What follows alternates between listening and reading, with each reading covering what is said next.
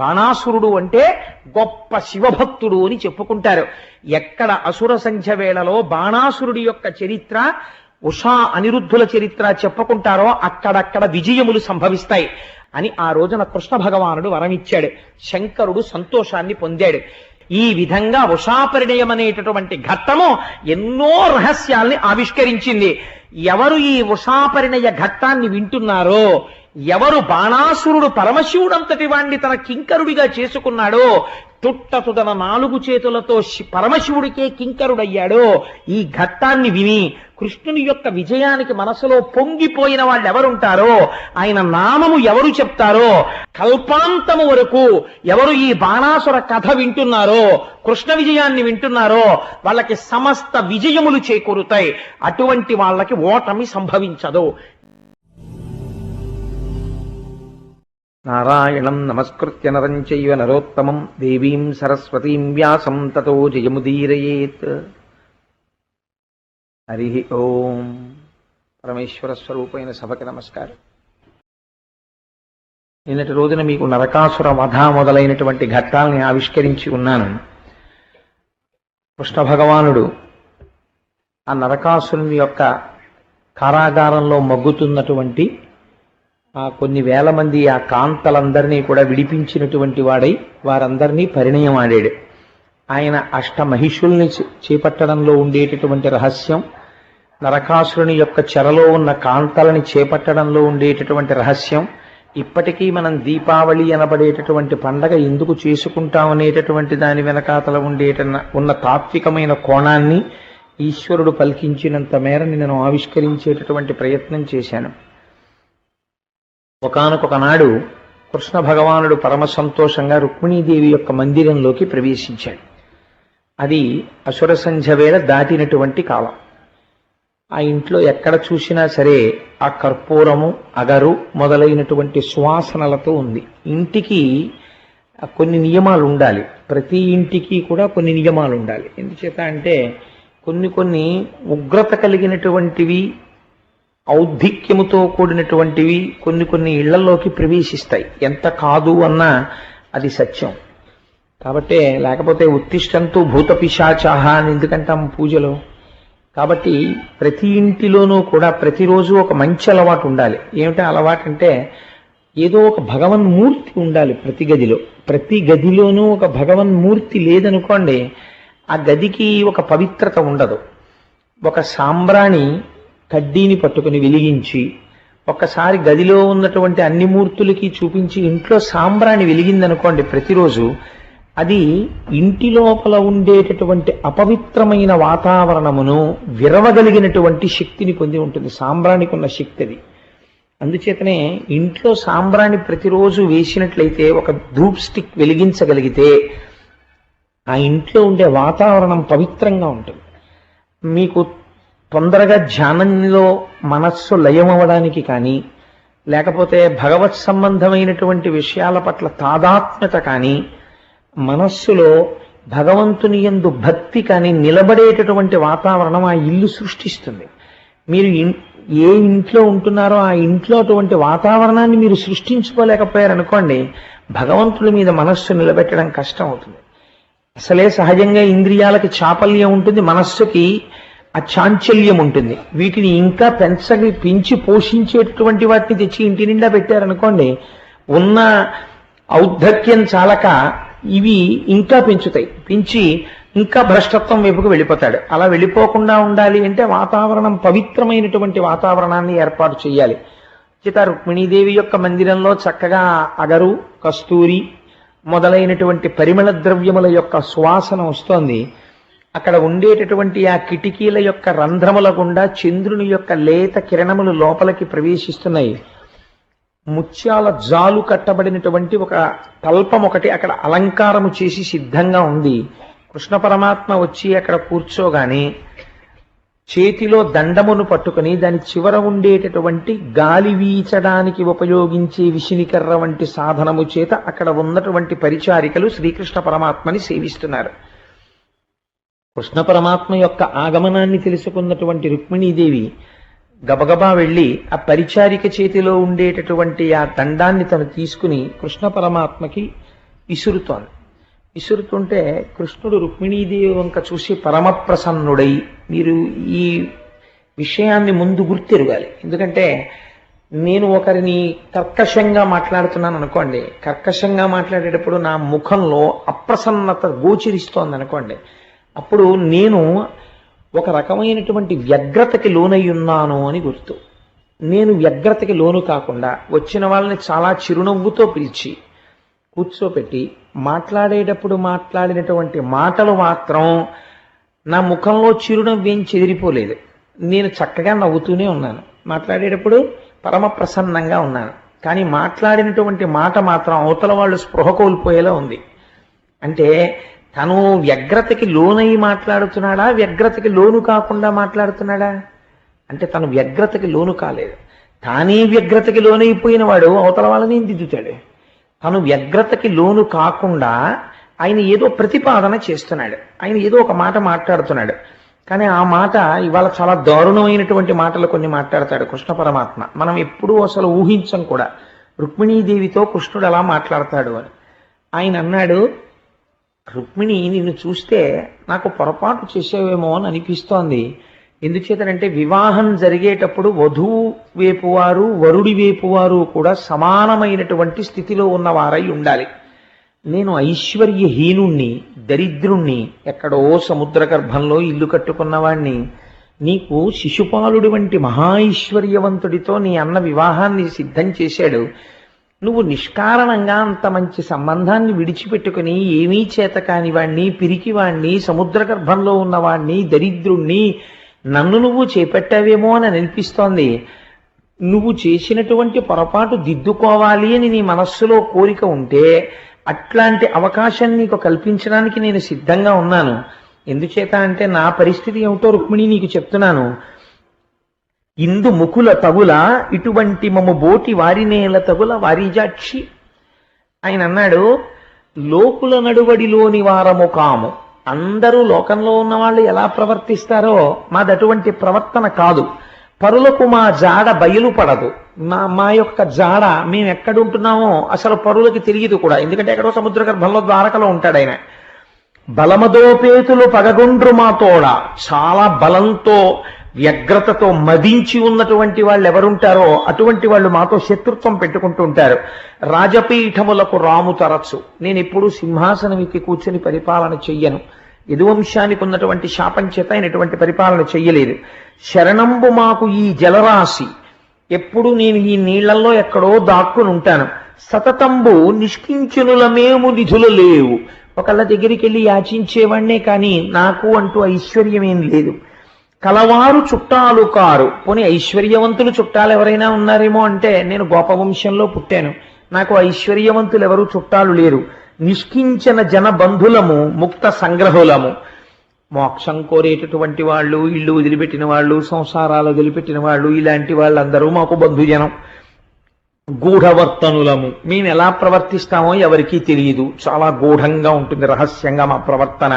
గుణహీనులము, మాకు గుణం లేదు. భిక్షులైన వారి గాని ఆశ్రయింపము. భిక్షమెత్తుకునేటటువంటి వాళ్ళని మేము ఆశ్రయిస్తుంటాం. ఇందు ముఖుల, ఇటువంటి వాణ్ణి, ఇంత అందమైనటువంటి నువ్వు వివాహం చేసుకోవడం కోరి నన్ను వలవడం, వలచి ఉత్తరం రాసి నన్ను నువ్వు స్వీకరించడం అనేటటువంటిది అంత యోగ్యమైన పని అని నేను అనుకోవట్లేదు రుక్మిణి. తగదని ఎరుగవు మమ్ముం తగిలితివి మృగాక్షి. దీనం తప్పవు నీకుం తగిన మనుజేంద్రు నొక్కని తగులుము. గుణహీన జనుల తగునే తగులను. కాబట్టి నీ ఐశ్వర్యానికి, నీ సౌందర్యానికి, నీ గుణానికి, నీ బుద్ధికి, నీ సౌశీల్యానికి తగినటువంటి వరుణ్ణి ఎన్నుకుని నువ్వు మళ్ళీ పునర్వివాహం చేసుకుంటే బాగుంటుంది అని నేను అనుకుంటున్నాను. కాబట్టి నువ్వు అటువంటి వివాహం చేసుకుంటే బాగుంటుంది, నేను నీకు ఏ రకంగా సరిపోతాను అని అడిగాడు. ఇది మనం ఎప్పుడు భాగవతంలో కృష్ణుడు అలా రుక్మిణీదేవితో మాట్లాడతారని నేను అనుకోవట్లేదు. ఇక్కడ నేను ఒక చమత్కారమైనటువంటి విషయం చెప్పవలసి ఉంటుంది. నేను ఇలాంటి ప్రమాదకరమైనటువంటి ఘట్టం ఒకటి రామాయణంలో చేశాను. ఎప్పుడు చేశాను అని మీరు అడుగుతారేమో. నేను రామాయణం చెప్పిన నాళ్ళు అందరూ ప్రసన్నంగా ఉన్నారు నా పట్ల. రామాయణంలో ఉంది కాబట్టి నేను ఒకటి చెప్పాను. ఎప్పుడు? యుద్ధకాండలో సీతమ్మ తల్లిని అగ్నిప్రవేశం చెయ్యమని రాముడు మాట్లాడుతున్నప్పుడు రాముడు మాట్లాడిన కొన్ని మాటలు నేను చెప్పాను. మీరు చెప్తే నమ్మరు. నేను ఇంటికి వెళ్ళాను. అయ్యో ఆయన ఆ రోజు సాయంకాలం వరకు నాకు నమస్కారాలు పెట్టిన వాళ్ళు కూడా నన్ను కొట్టలేదంతే. యథార్థంగా జరిగిందండి ఇది రామాయణంలో. నాకు ఫోన్లు చేసి కంఠాలు ఎంత కోపంగా ఉన్నాయో తెలుసా అండి. మర్యాదకి కోటేశ్వరారు అన్నారు. ఎంతో ప్రియంగా పిలిచేవాళ్ళు కూడా కోటేశ్వరారు మీరైనా మాట్లాడేది, ఆ నమస్కారం మీకు విషయం చెప్పాలని ఫోన్ చేశాం, పెట్టడం ఇష్టం లేక పెట్టిన నమస్కారం అది తెలిసిపోతోంది. కోటేశ్వరారు అండి మాట్లాడేది, ఆ నమస్కారం సార్ అనేవాడు కూడా అలా అనలేదు. అంటే నేను నమస్కారాల కోసం విర్రిక్కిపోతున్నానని కాదు, ప్రవర్తనలో చేసిన తేడాకి చెప్తున్నాను. అని ఏమిటంటే మీరు ఇవాళ అలా చెప్పారు, ఏమిటి సీతమ్మ తల్లి అంత లోకుగా దొరికిందండి రాముడికి? మీరు చెప్పింది మాకు జీర్ణం కాలేదు, రేపు మీరు దీని మీద క్లారిఫికేషన్ ఇవ్వండి అన్నారండి. నేను తెల్లబోయాను. ఇదేమిటండి, నన్ను పలహారం చేయనివ్వలేదు, నన్ను పడుకోనివ్వలేదు, ఫోన్లే ఇలా పెట్టను, ఫోన్ రాను మళ్ళీ ఎత్తను. ఏమిటంటే సీతమ్మ విషయంలో అలా ఏంటి, నేనా బాధ్యుడి? ఎన్ని ఫోన్లో, ఆఖరికి నేను ఇంకా పడుకోవడానికి కూడా టైం సరిపోక 11:30 అయిపోతోంది. ఓ ఫోన్ మాట్లాడుతుంటే పీప్ పీప్ అని వచ్చేస్తోంది ఫోను. విసిగిపోయి 11:30కి టెలిఫోన్ డిస్కనెక్ట్ చేశాను.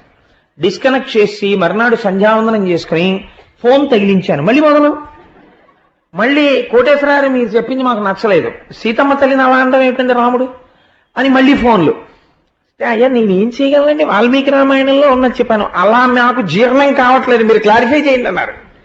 అంటే మీకు ఒక ఆశ్చర్యకరమైన విషయం తెలుసా అండి, ఉన్న రామాయణాన్ని ఉన్నట్టు చెప్పగలను కానీ మార్చి ఎవరి తృప్తి కోసం నేను చెప్పలేను. కానీ దాని గురించి నేను ఒక వివరణ చేస్తే కొంచెం దాన్ని నక్క అండం మానేసి అది జంబుకము అని నేనంటే వాళ్ళకి తృప్తి కలిగింది. కాబట్టి అప్పుడు నేను దాన్ని ఇంకొంచెం మెత్తగా వివరణ చేస్తే కొంత వాళ్ళు తృప్తి పడ్డారు. కానీ నాకు అనిపించింది రామాయణం విన్న వాళ్ళకి రామభక్తి కన్నా సీతమ్మ పట్లే వీళ్ళు ఎక్కువ భక్తి పెంచుకున్నారనిపించింది. ఆ రామాయణానికి అందుకే ఎలా ఉంది, వాల్మీకి మహర్షి సీతాయాస్ చరితం మహత్ అని పేరెట్టుకున్నాడు. నా జీవితంలో నేను మర్చిపోలేని సంఘటనల్లో అదొకటి. సీతమ్మ తల్లి పట్ల అంత భక్తితో అంతమంది, అంటే ఇవాళ నాకు అలా చేయకుండా ఉంటారని నేను ఇది చెప్పుకుంటున్నాను అనమాట. రుక్మిణీదేవితో కృష్ణుడు ఇలా మాట్లాడారని మళ్ళీ ఆ రోజు సంఘటనలు మొదలవుతాయేమో అని ముందుగా చెప్పుకుంటున్నాను. అందుకని నేను అలాంటి అవకాశం ఇవ్వకుండా నేను ముందే వివరణ చేసేస్తాను, మీరు తృప్తి పడిపోతారు, నాకు బాగా తెలుసు. ఎందుకంటే రామయ్య అమాయకత్వం కృష్ణయ్య దగ్గర ఉండదు, గాంభీర్యంతో ఉంటాడు. ఈయన చాలా చమత్కారంగా ఉంటారు కృష్ణస్వామి, అందుకని ఆయన తెలిసిపోతారు, ఆయన స్పష్టంగా కనపడిపోతారు. కాబట్టి ఇవాళ మనకు అటువంటి ప్రమాదం దాపురించదు.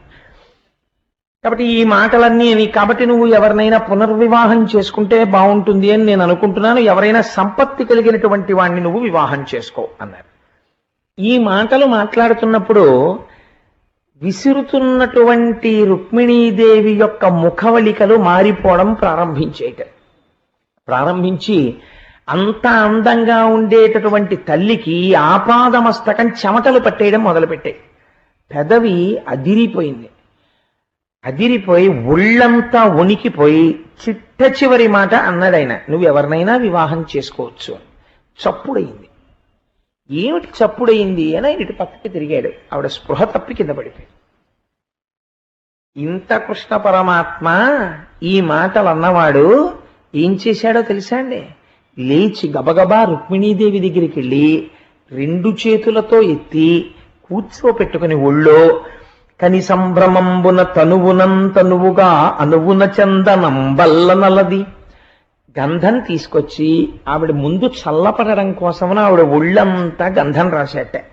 కన్నీరు పన్నీట కడిగి ఆవిడ ఏడుస్తుంటే ఆయన ముఖం చూసి ఆవిడేం మాట్లాడలేకపోతోంది, కానీ వెక్కి వెక్కి ఏడ్చేస్తోంది ఆయన అన్న మాటలకి. ఆ కన్నీటిని పన్నీటితో కడిగట. కన్నీరు పన్నీట కడిగి కర్పూరంపు పలుకులు చెవులలో బారనూది, కర్పూర వాసన వచ్చేటటువంటి ఆ పలుకులు, అటువంటి సువాసన ఆవిడ చెవులలోకి ఊదెట్టే. కర్రమొప్ప ముచ్చాల సరుల చిక్కెడలించి ఉరమున పొందుగా నిరువు కొలిపి, ఆ పడిపోయినప్పుడు హారాలన్నీ ఒక పక్కకి చిక్కు పడిపోయి అవన్నీ చిక్కులు విడతీసి గుండెల మీద చక్కగా వేశాట. తిలకంబు నునుపాల పలకంబుపై తీర్చి వదలిన భూషణ వలులు తొడిగి, ఆ నుదుట చెమట పట్టేసి కరిగిపోతున్నటువంటి కుంకుమని చక్కగా దిద్ది ఆ ఒంటికి పట్టిన చెమటంతా తుడిచేసి కమలదళ చారుతాళ వృంతమున విసిరి ఒక పెద్ద తామర పువ్వు రేకులతో చేసిన విసినికర్ర తెప్పించట. అడుసు తొక్క నేల, కాలు కడుగని ఎలా అన్నట్టుంటుంది ఇది మనకి పైకి చూడ్డానికి. ఆ తామర పువ్వు రేకులతో చేసిన విసినికర్ర ఒకటి తెప్పించి విసిరెట్ట. అంటే అలాంటివి కూడా ఇళ్లలో ఉంచుకోవడం మంచిదనమాట. కాబట్టి విసిరెట్ట. పొలుచు పయ్యద కుచముల పొందుపరచి చిత్తముగురొత్తనొయ్యన సేద తీర్చి బిగియ కౌగిట చేర్చి నెమ్మగము నిమిరి, అమ్మవారికి ఉపశాంతి కలిగేటట్టు, ఆవిడ ప్రసన్నమయ్యేటట్టు ప్రవర్తించి ఆవిడిని తన ఒడిలో కూర్చోపెట్టుకున్నాడు. కూర్చోపెట్టుకుని, అయ్యయ్యో అదేమిటి రుక్మిణి, నేను 2 విరసోక్తులు ఆడాను నీతోటి. సరసోక్తులు భర్త ఆడతాడు భార్యతోటి, నేను నీతో ఇవాళ విరసోక్తిని ఆడాను. ఆ మాట అన్నందుకే నువ్వు అంత నొచ్చుకుని అలా పడిపోయావేమిటి అన్నాడు. అయితే మీకు వెంటనే ఏమండి, ఎంత సరసోక్తికైనా ఓ హద్దు ఉంటుంది, విరసోక్తికైనా ఓ హద్దు ఉంటుంది. ఇదేం విరసోక్తి అండి, అందున కృష్ణుడి లాంటి స్వామి ఇలా మాట్లాడవచ్చా అని మీకు అనుమానం వస్తుంది. నేను మీకు ఒక ఉదాహరణ చెప్పేస్తే మీరు తొందరగా దీన్ని పట్టుకుంటారు. ఎన్నడూ అబద్ధమాడనటువంటి వ్యక్తి ఇలా ప్రవర్తించడు ఆయన అని మనందరం ఆశలు పెట్టుకున్నటువంటి వ్యక్తి, ఈయనని మనం తప్పకుండా నమ్మవచ్చు అనుకున్నటువంటి వ్యక్తి ప్రవర్తనలో చిన్న తేడా ప్రారంభమైందనుకోండి. చిన్న తేడా ప్రారంభమైతే, చిన్న తేడా ఏది కానీ బెంగ చాలా ఉంటుంది. ఏమండి, ఎవరో తెలిసి తెలియని వాళ్ళు, ఎవరిష్టం వచ్చినట్టు వాళ్ళు ప్రవర్తించే వాళ్ళు అంటే వేరు, ఈయన అలా ఉండడు అని మనం అనుకున్నాం. అలాంటిది ఆయన ఏమిటండి ఈ మధ్య ప్రవర్తనలో చిన్న తేడా కనపడుతోంది అని బెంగ పెట్టేసుకుంటాం. రుక్మిణీదేవి యందు చిన్న దోషము కలిగింది. ఏమిటి ఆ చిన్న దోషం అంటే, దీన్ని సత్యభామ యందు భరిస్తాడు స్వామి, రుక్మిణీదేవి యందు భరించడు.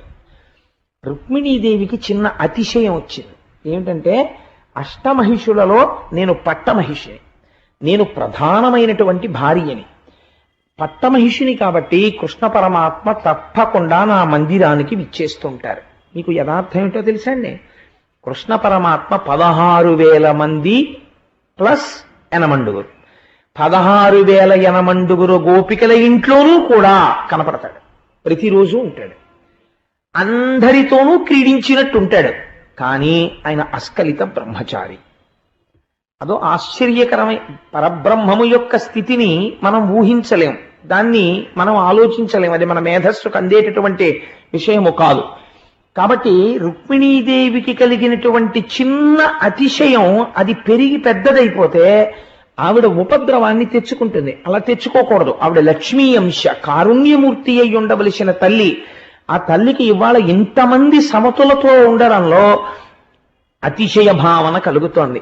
ఈ అతిశయ భావన ఆమె యందు తీస్తే ఆవిడ పరమమంగళప్రదురాలుగా నిలబడుతుంది. కాబట్టి ఆవిడిని దిద్దుబాటు చెయ్యాలని మాట్లాడిన మాట తప్ప, ఆయనకి నిజంగా విరసోక్తి నాటడంలో, ఆయన కోపానికి ఏదైనా కడుపులో పెట్టుకుని మాట్లాడిన వాడైతే చిరునవ్వుతో ఒకలా ఉండి పైకి అలా మాట్లాడ్డు కదా. అందుకే ఆయన మాట్లాడే ముందు ఆయనకున్నటువంటి స్థితిని పోతనగా అంత వర్ణన చేసిన తరువాత పద్యాన్ని ప్రారంభం చేశారు. కాబట్టి ఇప్పుడు కృష్ణ పరమాత్మ రుక్మిణీదేవి పట్ల ప్రవర్తించినటువంటి తీరు ఆమె అభ్యున్నతి కొరకు ప్రవర్తించినటువంటి ప్రవర్తన. ఈ మాటలు వినగానే అమ్మవారు చాలా అద్భుతమైనటువంటి విషయం ఒకటి చెప్పింది. ఆవిడంది, కృష్ణ, మీరు చెప్పినటువంటివన్నీ పరమయథార్థములు, మీరు చెప్పిన దాంట్లో ఒక్కటి కూడా అసత్యం లేదు. మీరు ఇందాక అన్నారే, మీరు చెప్పిన దాంట్లో ఏది అబద్ధం కాదు. కాబట్టే నేను చేసుకుంటే మిమ్మల్ని చేసుకోవాలని, మీకు మాత్రమే పత్నిని కావాలని పలవరించి మీకు భార్యనయ్యాను. కారణం ఏమిటో చెప్పమంటారా? అదే పద్యాన్ని మీరు ఇంకో కోణంలో చూడండి. లోకుల నడువడిలోని వారము కాము. లోకులందరూ ఎలా ఉంటారో మీరు అలా ఉండేవారు కారు, మీరు పరమాత్మ. అందుకే మిమ్మల్ని చేరుకున్నాను. పరులకు మా జాడ బయలుపడదు. ఎదురుగుండా భార్య కనపడుతుంది, కొడుకు కనపడతాడు, కూతురు కనపడుతుంది, ఇక్కడే ఉన్న పరమాత్మ ఎప్పుడూ బయటపడ్డవు. అందుకని అందరికీ కనపడేటటువంటి రూపానివి కవు, పరబ్రహ్మస్వరూపానివి. బలమదోపేతులు పగదొండ్రు మాతోడా, బలంతో అతిశయించి మదమెక్కిన వాళ్ళు ఉంటారే, మా అంత వాళ్ళం మేమన్న వాళ్ళు నీతో వైరం పెట్టుకుంటారు, నిన్ను మర్చిపోతుంటారు. నువ్వు చెప్పింది యథార్థమే. రాజపీఠములకు రాముతరచు, సమస్త బ్రహ్మాండములను హేళగా నిర్వహించేటటువంటి నీకు పరిమితమైన ఒక సింహాసనం మీద కూర్చోవలసిన అవసరం ఉందా? అందుకు నువ్వు రాజపీఠాలెక్కవు. శరణంబు మాకు ఈ జలరాశి సతతంబు, ఈ నీటిలోకి వచ్చి నువ్వు ఉండడం అనేటటువంటిది అందరిలా ఉన్నవాడివి కావు. యుద్ధం జరుగుతున్నప్పుడు ఒక్క ప్రాణి కూడా మరణించకూడదని అందరినీ భద్రంగా తెచ్చి ఇక్కడ పెట్టడం కోసమని తీసుకొచ్చిన వాడివి. నువ్వు మాత్రం జరాసంధుడు వచ్చినప్పుడు, కాలయవనుడు వచ్చినప్పుడు అక్కడే ఉన్నావు, ఆ మధురానగరం కోటలోనే ఉన్నావు. కాబట్టి నీ చేష్టితములు లోకరక్షణ కోసమే కాని నీ చేష్టితములు నీ రక్షణ కొరకు కావు. కలవారు చుట్టాలు కారు, ఐశ్వర్యవంతులు ఎవరు నీకు చుట్టాలు కారు. ఎందుకని? ఐశ్వర్యవంతులు చుట్టాలు కారు అంటే అర్థం డబ్బొస్తే భగవంతుడికి దూరం అయిపోతారని కాదు దాని అర్థం. మీరు వేరొక కోణంలో అర్థం చేసుకోవాలి. మేము ఐశ్వర్యవంతులము, మీరు ఐశ్వర్యవంతులు కారు అన్న భావన పెరిగిన వారికి ఆయన దగ్గర వాడు కాడు. ఇది ఈశ్వర విభూతి, నాకున్న ఐశ్వర్యం పరమేశ్వరుడిచ్చింది అన్నవాడికి ఆయన ఎప్పుడు దగ్గరే. మేము ఐశ్వర్యవంతులం, మేము కలవారం అండి, వాళ్ళతో మేము ఎలా కూర్చుంటాం కలిసి అన్నాడు అనుకోండి ఎవరో ఒక ఆయనకి ఆయన దూరం అయి ఉంటాడు.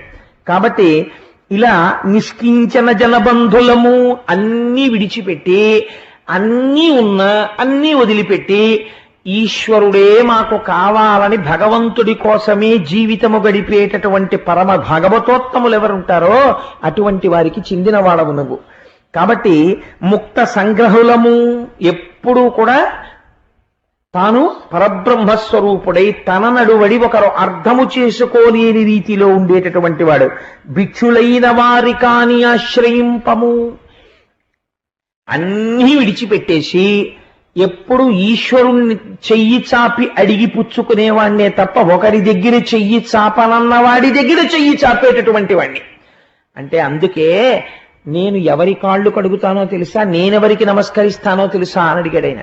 ఎవరికి నమస్కరిస్తావు కృష్ణ అంటే, మనస్సులో ఏ కోరిక లేకుండా ఎప్పుడూ భగవంతుడి గురించి చెప్పుకుని రమించిపోయేటటువంటి బ్రాహ్మణోత్తముడు ఎక్కడున్నాడో వాడి పాదములకు నేను నమస్కరిస్తున్నాను అన్నాడు కృష్ణ భగవానుడు.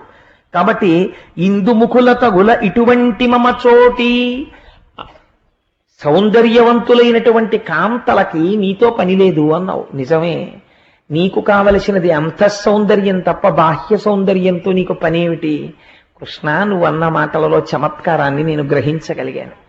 ఇటువంటి వాడివి కాబట్టే నేను చేరుకున్నాను స్వామి. నాకు ఇంత తపస్సు చేసి నిన్ను పొందడానికి కారణం అదే. చూడండి, భగవంతుని యొక్క హృదయాన్ని అర్థం చేసుకోవడంలో, భగవద్వాక్యాన్ని విని తప్పు దిద్దుకోవడంలో ఈశ్వరుడికి దగ్గరవుతారు. అధిక్షేపించారనుకోండి దూరం అయి ఉండేవారు. ఈశ్వరుడు తప్పు దిద్దడానికి మాట్లాడినటువంటి సంఘటనని, ఒక మాటని మన జీవితానికి అన్వయం చేసుకుని దిద్దుకోవడానికి మనం సిద్ధపడితే మనం రుక్మిణీదేవిలా దగ్గరికి జరుగుతాం. అలా జరగడానికి మీరు ఇష్టపడక మా అంతటి వారము మేము అన్నారనుకోండి, ఈ పై సీసపద్యంలో ఏదో ఒక పాదంలోకి వెళ్ళి పడతారు, ఈశ్వరుడికి దూరం అవుతారు. అందుకే పద్యరచన ఎంత గంభీరంగా జరిగిందో చూడండి. ఆ ఆంధ్రీకరణము పోతన గారికే చెల్లింది, మహానుభావుడికి. ఆ పోతన గారి పాదములకు నా శిరస్సు ఉంచి నమస్కారం. కాబట్టి అని ఆవిడంది. ఎంత గొప్ప మాట మాట్లాడిందో చూడండి. ఈశ్వర చేతక పక్షికి ఒక లక్షణం ఉంటుంది. శంకరాచార్యుల వారు శివానంద లహరిలో స్తోత్రం చేస్తారు ఆ చేతకాన్ని. కారుణ్యామృతవర్షిణం గల విపద్గ్రీష్మచ్చిదాకర్మటం అని. ఆ చేతక పక్షి దానికి దాహం వేస్తుంది. దాహం వేస్తే నోరు ఎండిపోయినా సరే చేతక పక్షి భూమి మీద వచ్చి పడిపోయినటువంటి నీటి గుంటలో ఉన్న నీటిని తాగదు. అది నోరు పైకి పెట్టి మేఘం వచ్చి మేఘం కురుస్తున్నప్పుడు పడేటటువంటి చినుకులు భూమి మీద పడకముందు పట్టి తాగుతుంది తప్ప తాను మాత్రం భూమి మీదకి రాదు. మనకి పక్షులు జీవితాన్ని నేర్పుతాయండి. హోమపక్షి అని ఒక పక్షి ఉంది. ఆ పక్షి భూమిని అసలు ముట్టదు. అది ఎప్పుడు ఆకాశ పథంలో తిరుగుతుంది. అందుకే అది యోగికి సంబంధించినటువంటి పక్షి అని రామకృష్ణ పరమహంస చెప్తారు. అది గర్భం కూడా ఎక్కడ దాలుస్తుందో తెలుసా అండి? ఆకాశంలోనే. అది ప్రసవం ఎక్కడో తెలుసా అండి? ఆకాశంలోనే. మరి పిల్ల పుట్టినప్పుడు ఎలాగా అంటే, ఆ పిల్ల ఎక్కడో ఆకాశ పథంలో పుట్టి ఎగరడం చేత కాక కింద పడిపోతుంది. కింద పడిపోతున్నప్పుట హోమపక్షి యొక్క బిడ్డ భూమికి దగ్గరికి వచ్చేశాక చెయ్యి నేను భూమిని ముట్టనని రెక్కలు అల్లార్చి మళ్ళీ ఆకాశంలోకి వెళ్ళిపోతుంది. అంతే, ఆ ఆకాశంలోనే తిరుగుతాయి అవి. తిరిగి అంతరిక్షంలోనే శరీరాలు వదిలిపెట్టి శరీరాలు కూడా అక్కడే తేలుతాయి తప్ప అసలు అవి భూమి మీద పడవు. ఎప్పుడూ అలాగే ఉంటాయి. ఆకాశంలో తిరగడం అంటే ఏమిటో తెలుసా అండి? ఆకాశంతా అంతటా వ్యాపించినది. కుంజరహ అంటే భూమిని అంటి పెట్టుకుని ఉండేవాడు, అంటే ఎప్పుడు సంసారమునందు ఉండేవాడు. ఎప్పుడు ఈశ్వరానుసంధానము తప్ప సంసారానుసంధానము తెలియనటువంటి మహాయోగి పుంగవులకు సంకేతముగా ఉంటుంది ఆ పక్షి. అలా తిరుగుతుంది అది. కాబట్టి పక్షుల్లో ఎంత చమత్కారం ఉంటుందో, ఎన్ని రకాల పక్షులున్నాయో ప్రపంచంలో. రామాయణంలో ఆ పక్షుల గురించినటువంటి ప్రస్తావన చాలా ఎక్కువగా ఉంటుంది. సరే, అందుచేత ఆవిడంది చేతక పక్షి ఆకాశంలోంచి మేఘము కురుస్తున్నప్పుడు ఉన్నటువంటి వాన తాగి బతుకుతుంది తప్ప భూమి మీద ఎక్కడో ఒక మురికి గుంటలో ఉన్నటువంటి నీటిని తాగి బతుకుదామని చేతక పక్షి అనుకోదు. అలాగే చిలుక తను తినవలసి వస్తే ఆరముగ్గినటువంటి మామిడి పండుని మామిడి చెట్టు మీద కూర్చుని తింటుంది తప్ప అయ్యో మామిడి పండు దొరకలేదు కదా అని ఉమ్మెత్త చెట్టు మీద వాలి ఉమ్మెత్తకాయని చిలుక కొరకదు. అలాగే నెమలి తాను నాట్యం చెయ్యవలసి వస్తే నెమలి ఎప్పుడు సంతోషిస్తుంది అంటే ఎండాకాలం పూర్తయిపోయి సాయంకాలం అయ్యేటప్పటికి చీకటైపోయి ఆకాశం అంతా నల్లటి మబ్బు పట్టేసి గాలొచ్చి ధూళి రీగుతూ ఆకాశంలో ఒక్కసారి పెద్ద ధనొచ్చి మెరుపు మెరిసి ఇంకా వర్షపు చినుకులు ప్రారంభమై టప్ టప్ అని ఇంతంత చినుకు పడడం మొదలవగానే ఆ నెమలి ఇలా కంఠమెత్తి మగనెమలి అటు ఇటు చూసి ఆకాశం వంక చూసి ఆకాశం చేసినటువంటి ఆ మేఘము యొక్క ధ్వనిని చూసి పొంగిపోయి పింఛాన్ని ఎంత విప్పగలదో అంత విప్పి ఇంకా ఇంకా ఇంకా ఇంకా విప్పడానికి ఇలా ఇలా ఇలా అని ఇంత పింఛం విప్పి అడుగులు వేసి అప్పుడు నాట్యం చేస్తుంది తప్ప దిక్కుమాలిన అడవిలో ఏల పురుగుల ధనులకి నెమలి నాట్యం చెయ్యదు కృష్ణ. అలా ఒకవేళ ఏనుగు తినవలసి వస్తే ఆకలి వస్తే ముత్యములు నిలవ ఉన్నటువంటి బ్రహ్మాండమైనటువంటి ఏనుగు యొక్క కుంభస్థలం మీదికి దూకి కూర్చుని తన పంజాతో కొట్టి చీల్చి ముత్యములను అటు ఇటు తోసి కుంభస్థలంలో ఉన్న మాంసాన్ని తింటుంది తప్ప అనారోగ్యంగా ఉందని అడవిలో కనబడిన కుక్క మాంసం సింహం తిందవు. అలా నేను బ్రతికి ఉన్నంత కాలము, నా జన్మ ఉన్నంత కాలము నీ పాదములను సేవించేదానను తప్ప అన్యుల పక్కకి మనస్సు చేత వాక్కు చేత కూడా చేరేదానను కాను. ఈశ్వర, నువ్వు ఇవ్వగలిగిన వరం ఉంటే నాకు అది ఇయ్యి అని అడిగింది. ఏమి రుక్మిణీదేవండి, కృష్ణుడు ఎటువంటి విరసోక్తి మాట్లాడితే ఆవిడ ఎటువంటి ప్రతిజ్ఞ చేసి మాట్లాడిందో చూడండి. ఇప్పుడు ఏం తెలుసుకుంది ఆవిడ? భగవంతుని యొక్క పవిత్రతని, ఆయనకున్నటువంటి బేలతనాన్ని దిద్దడానికి ఒక్క మాట అంటే స్పృహ తప్పి పడిపోతే అయ్యో నేను ఇంత కఠినంగా అనకుండా ఉండవలసిందేమోనని పరిగెత్తుకొచ్చి గబగబా కన్నీరు తుడిచినవాడు కాడు. ఈవిడ కన్నీరు నా చేత్తో తొడవానవా అని పన్నీట చెయ్యి ముంచి కన్నీరు తుడిచాడు. ఆయన చేతులతో ఒళ్ళంతా గంధం పూశాడు. తన తొడ మీద కూర్చోబెట్టుకున్నాడు. ఆవిడ నగలన్నీ తాను దిద్దాడు. చుట్టూ ఆవిడ చెలికెత్తెలు చూస్తున్నారని కూడా సిగ్గుపడలేదు. సిగ్గుపడకుండా ఇంతమంది మధ్యలో ప్రియమార కౌగలించుకున్నాడు. 2 చేతులతో ఎత్తి తీసుకెళ్లి పాంపు మీద పడుకోబెట్టాడు. పడుకోబెట్టి ఒక మాట అంటున్నాడు, రుక్మిణి, నీవు పతివ్రతామణివి, నిర్మల ధర్మ వివేకశీల సద్భావవు, నీ మనోగతుల బాయక ఎప్పుడు అస్మదీయ సంసేవయ కాని అన్యము భజింపవు, పుట్టిన నాట నుండి నీ భావమిరింగియుండియను పల్కిన తప్పు సహింపు మానివి అన్నాడు. సత్యభామాదేవి కాళ్ళు పట్టుకుని చెప్పినటువంటి పద్యానికి ఉన్న ప్రాశస్త్యం రుక్మిణీదేవి విషయంలో చెప్పినటువంటి పద్యానికి లోకంలో అంత ప్రచారం లేదు. కానీ ఆనాడు కృష్ణ పరమాత్మ ఎంత బేలగా మాట్లాడాడో చూడండి. రుక్మిణీదేవి దగ్గరికి వెళ్ళి ఆవిడొక్క మాట చెప్తే ఆయన అన్నాడు, నీవు పతివ్రతామణివి, నాకు తెలుసు రుక్మిణి, నువ్వు పరమ పతివ్రతవి, నిర్మల ధర్మ వివేకశీల సద్భావవు, నిర్మలమైనటువంటి మనస్సు కలిగిన దానివి, వివేకమున్న దానివి. ఎంత గొప్ప మాట అన్నాడో చూడండి. నా భర్త నన్నొక్క మాట అన్నారంటే నన్నేదో దిద్దడానికి అన్నవారే తప్ప నా మనస్సు బాధ పెట్టడానికి అన్నవారు కాదు. నా వల్ల ఏ పొరపాటు జరిగిపోయిందో అని నీలో నీవు బెంగ పెట్టేసుకోవడంలో స్పృహ తప్పిపోయిన స్వభావం ఉన్నదానవు. బాల్యము నుండి నన్ను ప్రేమించిన దానవు. ఎన్నడూ నా నుండి విడివడకుండా ఉండాలని కోరుకున్న దానవు. పుట్టిన నాటి నుండి నన్నే స్మరించిన దానవు. అటువంటి దాని పట్ల నేను కొంచెం ఎక్కువ మాట్లాడి ఉంటే నా తప్పు సహించు రుక్మిణి అని 2 చేతులు ఎత్తి ఇలా అన్నట్టు. రుక్మిణీదేవి గభాలన ఆ చేతులు పట్టుకుని, స్వామి మీరంత మాట అనకూడదు, నాకు ఒక్క వరం ఇవ్వండి అని అడిగింది. ఎంత చిత్రమైనటువంటి మాటో చూడండి. ఆవిడంది, కృష్ణ నేను మిమ్మల్ని అడిగే వరం ఏమిటో తెలుసా? ఇది బాహ్యమునందు భర్త భార్యతో కాని భార్య భర్తతో కాని అనలేదు. ఈ సంఘటన మనం బాగా జ్ఞాపకం పెట్టుకోవాలి. నా అంత భక్తుడు లేడన్న అతిశయం కాని, నా అంత గొప్పవాడు లేడన్న అతిశయం కాని, నేనింత వాణ్ణన్న అతిశయం కాని, లేకపోతే మీకు ఈశ్వరుడు ఏదో ఒక విభూతినిస్తాడు. ఒకరు అందంగా ఉండొచ్చు, ఒకరు పొడుగ్గా ఉండొచ్చు, ఒకరు తెల్లగా ఉండొచ్చు, ఒకరు ఐశ్వర్యంతో ఉండొచ్చు, ఒకరు పాండిత్యంతో ఉండొచ్చు, ఒకరు 4 మాటలు చెప్పగలిగి ఉండవచ్చు.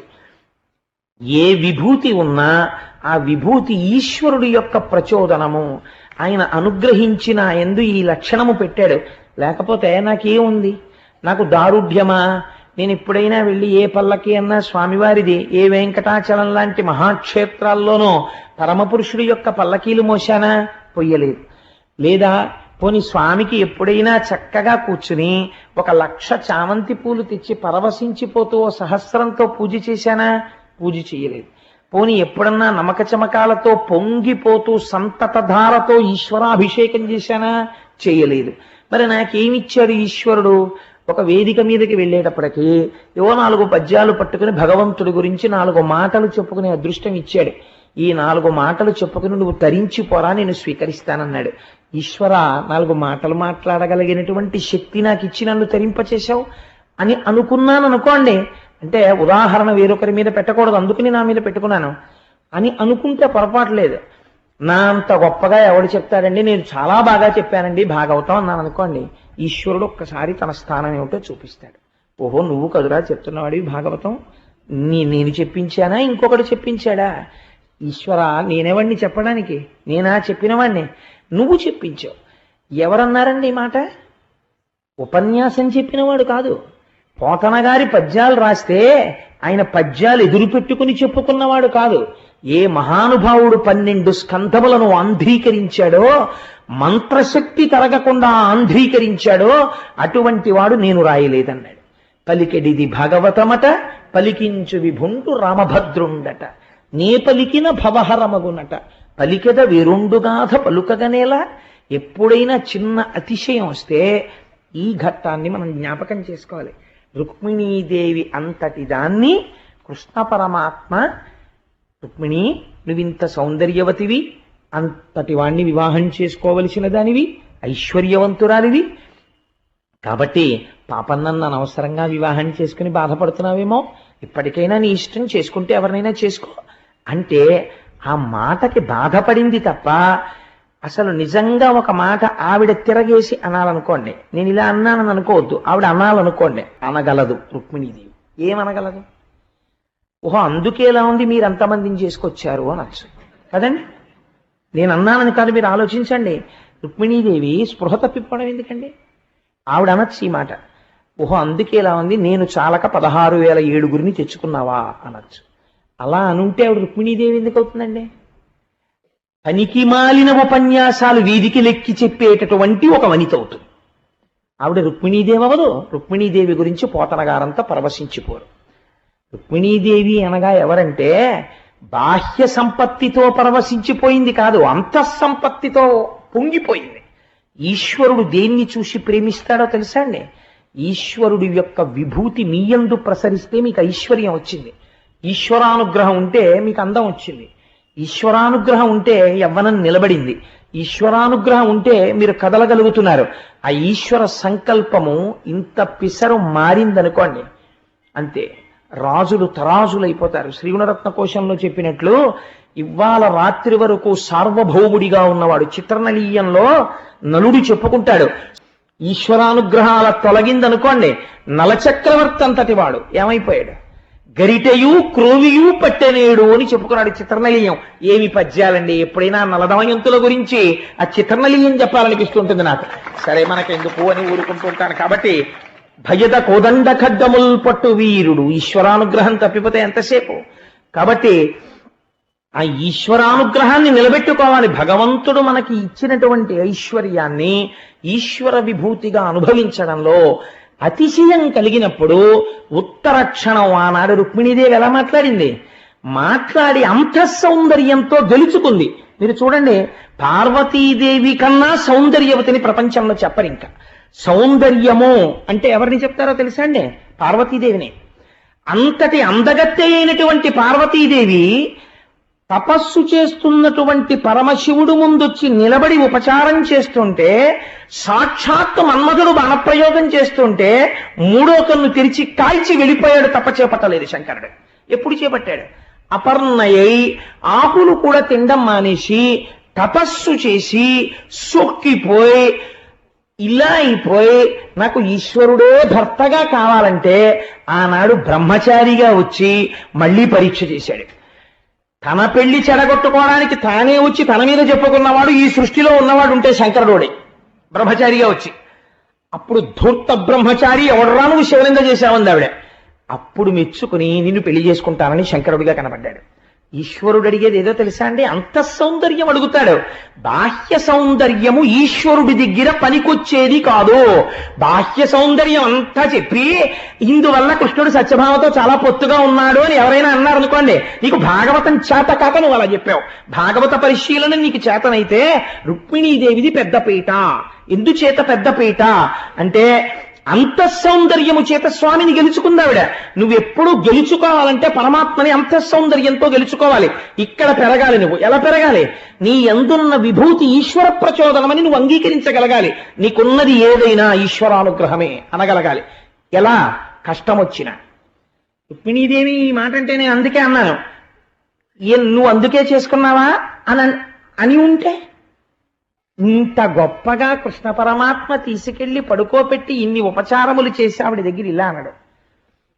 ఎవడు భక్తితో అలా నిలబడిపోతాడో ఇన్ని మాటలు ఇలా అంటే చిన్న అతిశయం కలుగుతోందేమో, అది కలగకుండా ఉంటే రుక్మిణీదేవి చాలా శోభిస్తుందని ఈ మాట అన్నందుకు ఆవిడ ఎంత గొప్ప గొప్ప ఉపమానాలు చెప్పిందండి ఆవిడ. ఇది చూసుకుని పొంగిపోయి అన్ని ఉపచారాలు చేసి నా తప్పు క్షమించు రుక్మిణి అన్నాడు. ఇప్పటి వరకు కృష్ణ పరమాత్మ ఎవరి దగ్గరైనా నిలబడి నన్ను క్షమించు అని అడగడం మీరు విన్నారా భాగవతంలో? మొట్టమొదటిసారి రుక్మిణీదేవి దగ్గర అడిగాడు. అంటే ఈశ్వరుడు ఆయన కింకరుడిగా ఉండాలని కోరుకున్న వాడి దగ్గర ఎలా ఉంటాడో చూడండి. ఇంత వశుడవుతాడు ఈశ్వరుడని నిన్ను నువ్వు సంస్కరించుకోవలసినటువంటి విధానాన్ని విరసోక్తిని రుక్మిణి పట్ల ప్రదర్శించినట్టుగా, ప్రకటించినట్టుగా చూపించినటువంటి ఒక మహోత్కృష్టమైనటువంటి ఘట్టము. దీన్ని తెరకెక్కించడంలో ఉన్న రహస్యం ఏమిటో తెలుసా అండి? అది త్రికాలవేది కృష్ణ పరమాత్మ యొక్క ఆంతర జీవితమును కూడా దర్శనము చేయగలిగినటువంటి మహాపురుషుడైతేనే దాన్ని చెప్పగలడు.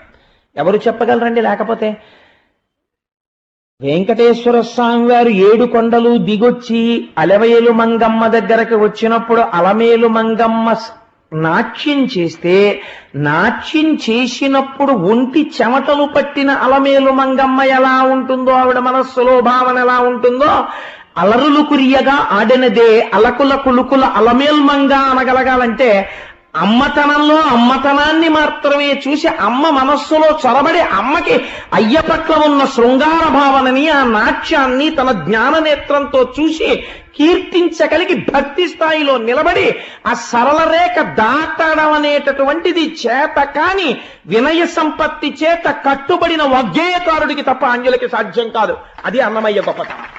అలా రుక్మిణీదేవి ఇవాళ కృష్ణుణ్ణి వశం చేసుకుని తనవాణ్ణి చేసుకుంది. ఇది రుక్మిణీ విజయము అని నేను అంటాను. కాబట్టి ఇది మన విజయంగా మనం మార్చుకోవడంలో భాగవతం వినడం చేత మనం పొందవలసినటువంటి విజయం. దానికోసమని వ్యాస భగవానుడు అంతఃపురంలో జరిగినటువంటి విషయాన్ని భాగవతంలో తీసుకొచ్చి ఇస్తే పోతనామాచ్యుల వారు మన యందున్నటువంటి అనుగ్రహంతో వారు రామకైంకర్యంగా సమర్పించుకున్న దానిని ఆంధీకరించి మనకు అందించారు. తదుపరి కాలంలో రుక్మిణీదేవి యొక్క అన్నగారైనటువంటి రుక్మి, ఇది ఒక చాలా చిత్రమైనటువంటి సందర్భం, మీరు చాలా జాగ్రత్తగా అర్థం చేసుకోవాలి. రుక్మిణీదేవి అంటే చాలా ఇష్టం, కానీ కృష్ణుడంటే మాత్రం అంత పెద్ద ప్రీతి ఆయనకేం లేదు. పాము చుట్టం, పడగ విరోధం. పాము కావాలి, పడగ ఉండకూడదు. ఇది చాలా ఆశ్చర్యకరంగా ఉంటుంది. చాలా కుటుంబాలలో, నేను ఎందుకు పేర్లు పెట్టి చెప్పాలి, చాలా కుటుంబాలలో ఈ లక్షణం ఉంటుంది. ఎలా ఉంటుందంటే, అల్లుడు గారు కావాలి, అల్లుడు గారి అమ్మగారు కానీ నాన్నగారు కానీ ఉండకూడదు. ఆ అబ్బాయి వీళ్ళింటికి అల్లుడు అవ్వాలి, ఆ పిల్లాడికి అక్క చెల్లెళ్ళు ఉండకూడదు. ఈ అమ్మాయి అల్లుడు గారు ఈ పిల్ల అక్క చెల్లెళ్ళని కూడా మరదళ్ళని ఎంతో ప్రేమించాలి, కానీ ఈ పిల్లవాడు మాత్రం తన అక్క చెల్లెళ్ళని చూడకూడదు. ఎందుకు నువ్వు ఇంక మనుష్యుడిగా పుట్టడం? ఇది నీకు ఉండవలసిన లక్షణమే, ఒక మనుష్యుడికి ఉండవలసిన లక్షణమే. అది నీకు యుక్త వయస్సు వచ్చిన పిల్లని ఇచ్చేటటువంటి వాడికి ఉండవలసిన ఆలోచన సరళే. ఇదే ఇంత హేయంగా ఉంటాయి ఆలోచనలు మనుష్యులవి. నేను ఒక్కొక్కసారి చాలా ఆశ్చర్యంగా ఉంటుంది. అక్క చెల్లెళ్ళు ఉన్నారా అండి అని చాలా భయంగా అడుగుతారు పెళ్లి కొడుకు గురించి అడిగేటప్పుడు. ఉన్నారండి అన్నాం అనుకోండి, అక్క చెల్లెళ్ళు ఉంటే అంటారు. అక్క చెల్లెళ్ళు ఉంటే నీకే? ఆయన అక్క చెల్లెళ్ళు, అక్క చెల్లెలతో పొందినటువంటి ప్రేమ, అన్నదమ్ముడు పీటల మీద కూర్చుని ఓ ఇల్లు కట్టుకుంటే అక్క చెల్లెలు పొంగిపోయి ఇచ్చినటువంటి హారతి నీకేం తెలుసు? నీకు తెలియదేమో జీవితంలో, అందుకు నువ్వు అలా మాట్లాడగలిగావు. ఆ అక్క చెల్లెలు ప్రేమ ఏమిటో నీకు తెలిస్తే నువ్వు అలా మాట్లాడగలవా? పెళ్లి కొడుకు పీటల మీద కూర్చుంటే ఎంత సంతోషం అండి వాళ్ళకి. మా అన్నయ్య పెళ్లి కొడుకు, మా తమ్ముడి పెళ్లి కొడుకు అని అలా వెనకాలే ఉంటారు. ఆ బుగ్గను చుక్కట్టడం దగ్గర నుంచి, ఆ కళ్యాణం బొట్టు తీర్చడం దగ్గర నుంచి, వాడికి ఎప్పుడు ఉత్తరీయడం వేసుకోవడం రాక కిందకి జారిపోతుంటే దాన్ని భుజం మీద వేయడం దగ్గర నుంచి, ఆ జీలకర్ర బెల్లం పెట్టినటువంటి జిగురు వదిలిపోయే వరకు వాడికి తలంటి పోసి ఎంత ప్రేమ వాళ్ళది, అంత ప్రేమతో ఉంటారు. వీళ్ళు ఇలాంటి పనికి మాలిన మాటలు పై వాళ్ళు మాట్లాడుతుంటారు. పాడు చేసేది ఎవరంటే పెద్దవాళ్ళే. నన్ను క్షమించండి, నేను అలా అన్నందుకు సభాముఖంగా. వయస్సు చేత పెద్దరికం కాదు, సంస్కారము చేత పెద్దరికం ఉండాలి. సంస్కారము చేత పెద్దరికం చేత కాకపోతే ఎప్పుడు నువ్వు నేను భేదాలి. తన వాళ్ళని పొగుడుకోవడం, అవతల వాడి యందు ఉన్నటువంటి ఔన్నత్యాన్ని అంగీకరించలేకపోవడం, నీ బ్రతుకంతా అలాగే వెళ్ళిపోతుంది. ఏమిటి సాధించావు దానివల్ల? నువ్వు సాధించింది లేదు, నువ్వు నీ బిడ్డలకి మిగిల్చిన సంస్కారం లేదు. నువ్వు నాటిన పెనువేప విత్తు కొన్ని కుటుంబాలకు అదే సంస్కారంగా పరిణమించి వాళ్ళు మళ్ళీ ఎంతమందిని పాడు చేస్తారో నాకు చాలా మంది తెలుసు. నాకు ఆప్తులైన వాళ్ళు నాకు తెలుసు. వియ్యంకుడిని పలకరించేటప్పుడు మీరు అండం చేత కాని వాళ్ళు నాకు తెలుసు. వాడు అని మాట్లాడతారు. అలా అనొచ్చా? వాళ్ళు లేనంత మాత్రం చేత ఏకవచన ప్రయోగం చేస్తావా వియ్యంకుడిని, వియ్యపురాల్ని అంటే వాళ్ళు లేరు కదా. వాళ్ళు లేకపోతే ఈశ్వరుడు లేడు. ఎంత మర్యాదగా ప్రవర్తించాలి. రుక్మి ఘట్టం మనకి తెలియచేస్తుంది. రుక్మిణి అంటే ఇష్టం. ఎప్పుడో భాగవతం చదివిందని మీరు వింటే ఇవాళకి మీకు దేనికి పనికొస్తుందండి? అది మన జీవితానికి సమన్వయం చేసుకోగలిగితేనే పురాణం పనికొస్తుంది అంతే, లేకపోతే అది మన జీవితాన్ని ఉద్ధరించదు. రుక్మిణి అంటే ప్రేమ తోడ పుట్టింది కాబట్టి. కృష్ణ భగవానుడు అంటే ఆయనకి ఎప్పుడూ అంత ప్రీతి లేదు. రుక్మిణికి ఎవరంటే ప్రేమ? కృష్ణ భగవానుడు అంటే ప్రేమ. ముందు ఘట్టంలో ఆవిడ ఏం చెప్తోంది? నాకు నువ్వు తప్ప ప్రపంచం అక్కర్లేదంటోంది. ఈయనేమంటున్నాడు? రుక్మిణి అంటే ప్రేమ, కృష్ణుడంటే అంత ప్రేమ ఉండదు. అంత ప్రేమ లేదు అని ఎప్పుడు తెలుస్తుంది?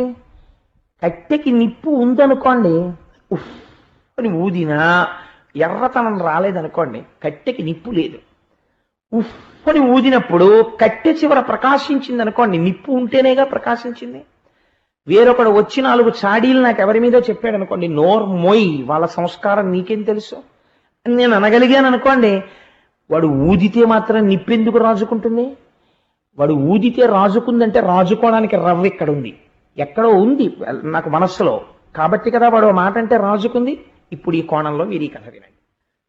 రుక్మి, ఎందుకంటే దానికి ముందు ప్రాతిపదిక చెప్పకపోతే మీరు ఆ కోణంలో దాన్ని నేను ఆఖరణ అన్వయం చేయడం కన్నా కొన్ని ముందు చెప్పి మిమ్మల్ని అన్వయం చేసుకోమంటే ఇవి నిత్య జీవితంలోవే కాబట్టి చాలా అందంగా మీరు అన్వయం చేసుకుని చక్కటి సంస్కారమును పొందగలుగుతారు. మీరందరూ సంస్కారులే ఎలా నేను అంటున్నాను, కానీ నాకన్నా నా దగ్గర వినవలసిన వాళ్ళు, నా దగ్గర సంస్కారము నేర్చుకోవలసిన వాళ్ళు ఈ సభలో ఎవరూ లేరు. మీ దగ్గర నేను నేర్చుకోవాలి తప్ప. అది మీ ఔదార్యం, అలా అంగీకరించి కూర్చోవడం. కాబట్టి ఆనాడు రుక్మి తన కుమార్తె అయినటువంటి రుక్మవతిని మేనల్లుడైనటువంటి ప్రద్యుమ్నుడికిచ్చి వివాహం చేశాడు. తన వేరొక కుమార్తె అయినటువంటి చారుమతిని కృతవర్మకిచ్చి వివాహం చేశాడు. మనవరాలైనటువంటి రుక్మలోచనని కృష్ణుడి యొక్క మనువడైనటువంటి అనిరుద్ధుడికిచ్చి వివాహం చేశాడు. ప్రద్యుమ్నుడి కుమారుడు అనిరుద్ధుడికిచ్చి వివాహం చేశాడు. అప్పటికి కృష్ణుడి యొక్క సంతతి 16,000 మంది అంగనలు, అష్టమహిషులయందు ప్రతి వారి యందు 10 మంది కుమారులు కలిగారు కృష్ణ పరమాత్మకి సమానంగా. ఆయన కొడుకులు, అల్లుళ్ళు, ఆయన మనవలు, మునిమనవలు, ఇదంతా కలిసి తామర తంపరగా పెరిగిపోయినటువంటి వాళ్ళకి చదువు చెప్పడం కోసమని పెట్టినటువంటి గురువుల సంఖ్య 3,80,000, ఒక 100 మంది గురువులు.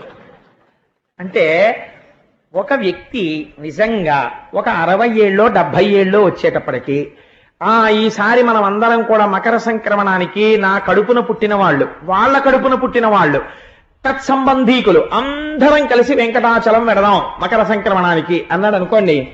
ఒక 3 బోగీలు రిజర్వేషన్ చేయవలసి వస్తుంది నాన్నగారండి అని పెద్ద కొడుకు లిస్ట్ రాసుకొచ్చారనుకోండి. నేనంట ఆయన ఐశ్వర్యవంతుడు అంటాను. ఎందుకంటే ఆయన పిలిస్తే వస్తారు.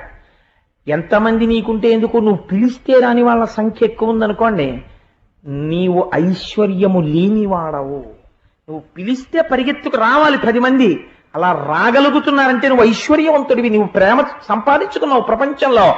కాబట్టి కృష్ణ పరమాత్మ ఇంతమంది గురువులు పెట్టవలసి వచ్చింది అంటే ఆయన ఎంత సంతోషంగా, ఎంతమంది మనవలతో, కొడుకులతో, కోడళ్లతో, ముని మనవలతో ఎంత సంతోషంగా ఎలా కాలం గడుపుతున్నాడో మీరు ఆలోచించండి. అటువంటి సమయంలో వివాహం జరిగింది. బలరాముడు కృష్ణ పరమాత్మ ఆ విదర్భ రాజ్యానికి వెళ్ళి అక్కడ వివాహ వేడుకలు చాలా సంతోషంగా జరిగిపోయాయి. వేడుకలన్నీ జరిగిపోయిన తర్వాత కొత్త పెళ్లి కొడుకు, కొత్త పెళ్లి కూతురు అందరూ బయలుదేరిపోవడానికి సిద్ధపడుతున్నారు. అక్కడికి కళింగరాజు వచ్చాడు. ఈ కళింగరాజుకి లేనిపోని పెద్దరికం ఒకటి ఉంటుంటుంది కొంతమందికి, ఇదో అక్కర్లేని పెద్దరికం. ఇలాంటి వాళ్ళని చేర తీసేటప్పుడు చాలా జాగ్రత్తగా ఉండాలి. బంధువులలోనే ఉంటారు, ఓర్వలేని వాళ్ళు ఉంటారు. వాళ్ళ స్థానాన్ని మీరు పరిమితం చేయకపోతే అన్నిటికీ వాళ్ళకేం పెద్దపీట వెయ్యక్కర్లేదు. వాళ్ళకి సంస్కారం లేని బంధువులు అయినప్పుడు వాళ్ళ స్థానం వాళ్ళకి చూపిస్తే చాలు, తప్పేం లేదు. దేహబంధుత్వం ఎంతవరకు అంతవరకు ఆ గౌరవం చాలు. సంస్కార బలం పెంచుకోలేని వాళ్ళు, సంస్కార బలం పెరిగిన వాళ్ళు ఉంటారు, వాళ్ళు దేహబంధుత్వం చేత దూర బంధువులు అయినా వాళ్ళకి పెద్దపీట వేయాలి. ఎందుకని? సంస్కార బలం చేత పెద్ద బంధువులు వాళ్ళు. అందుచేత చూడండి ఎంత చిత్రం జరిగిందంటే, ఒక నీతి చంద్రికలో ఒక మాట చెప్తారు. వెనకటికి ఒక రాజుగారి యొక్క పట్టె మంచానికి ఒక నల్లి ఉండేది. ఆ నల్లి రాజుగారు తినడం అంటే ఎటువంటి ఫుడ్ తింటాడండి ఆయన? మనలాగా తినడు కదా.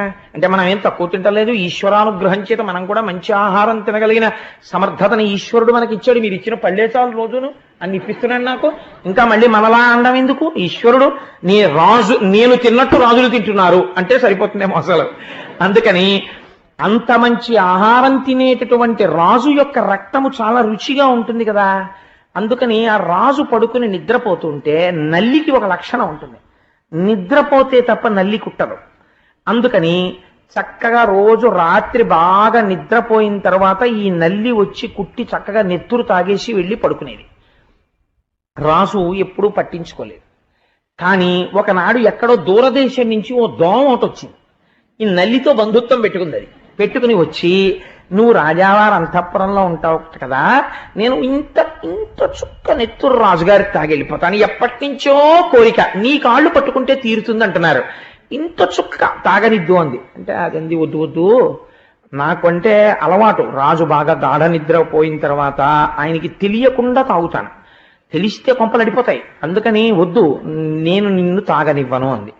అలా కాదు, నువ్వు ఇంద్రుడివి, చంద్రుడివి, ఉపేంద్రుడివి, అంతవాడివి, ఇంతవాడివి, నువ్వు తలుచుకుంటే ఎంతసేపు, నన్ను ఒక్క చుక్క తాగని అంది.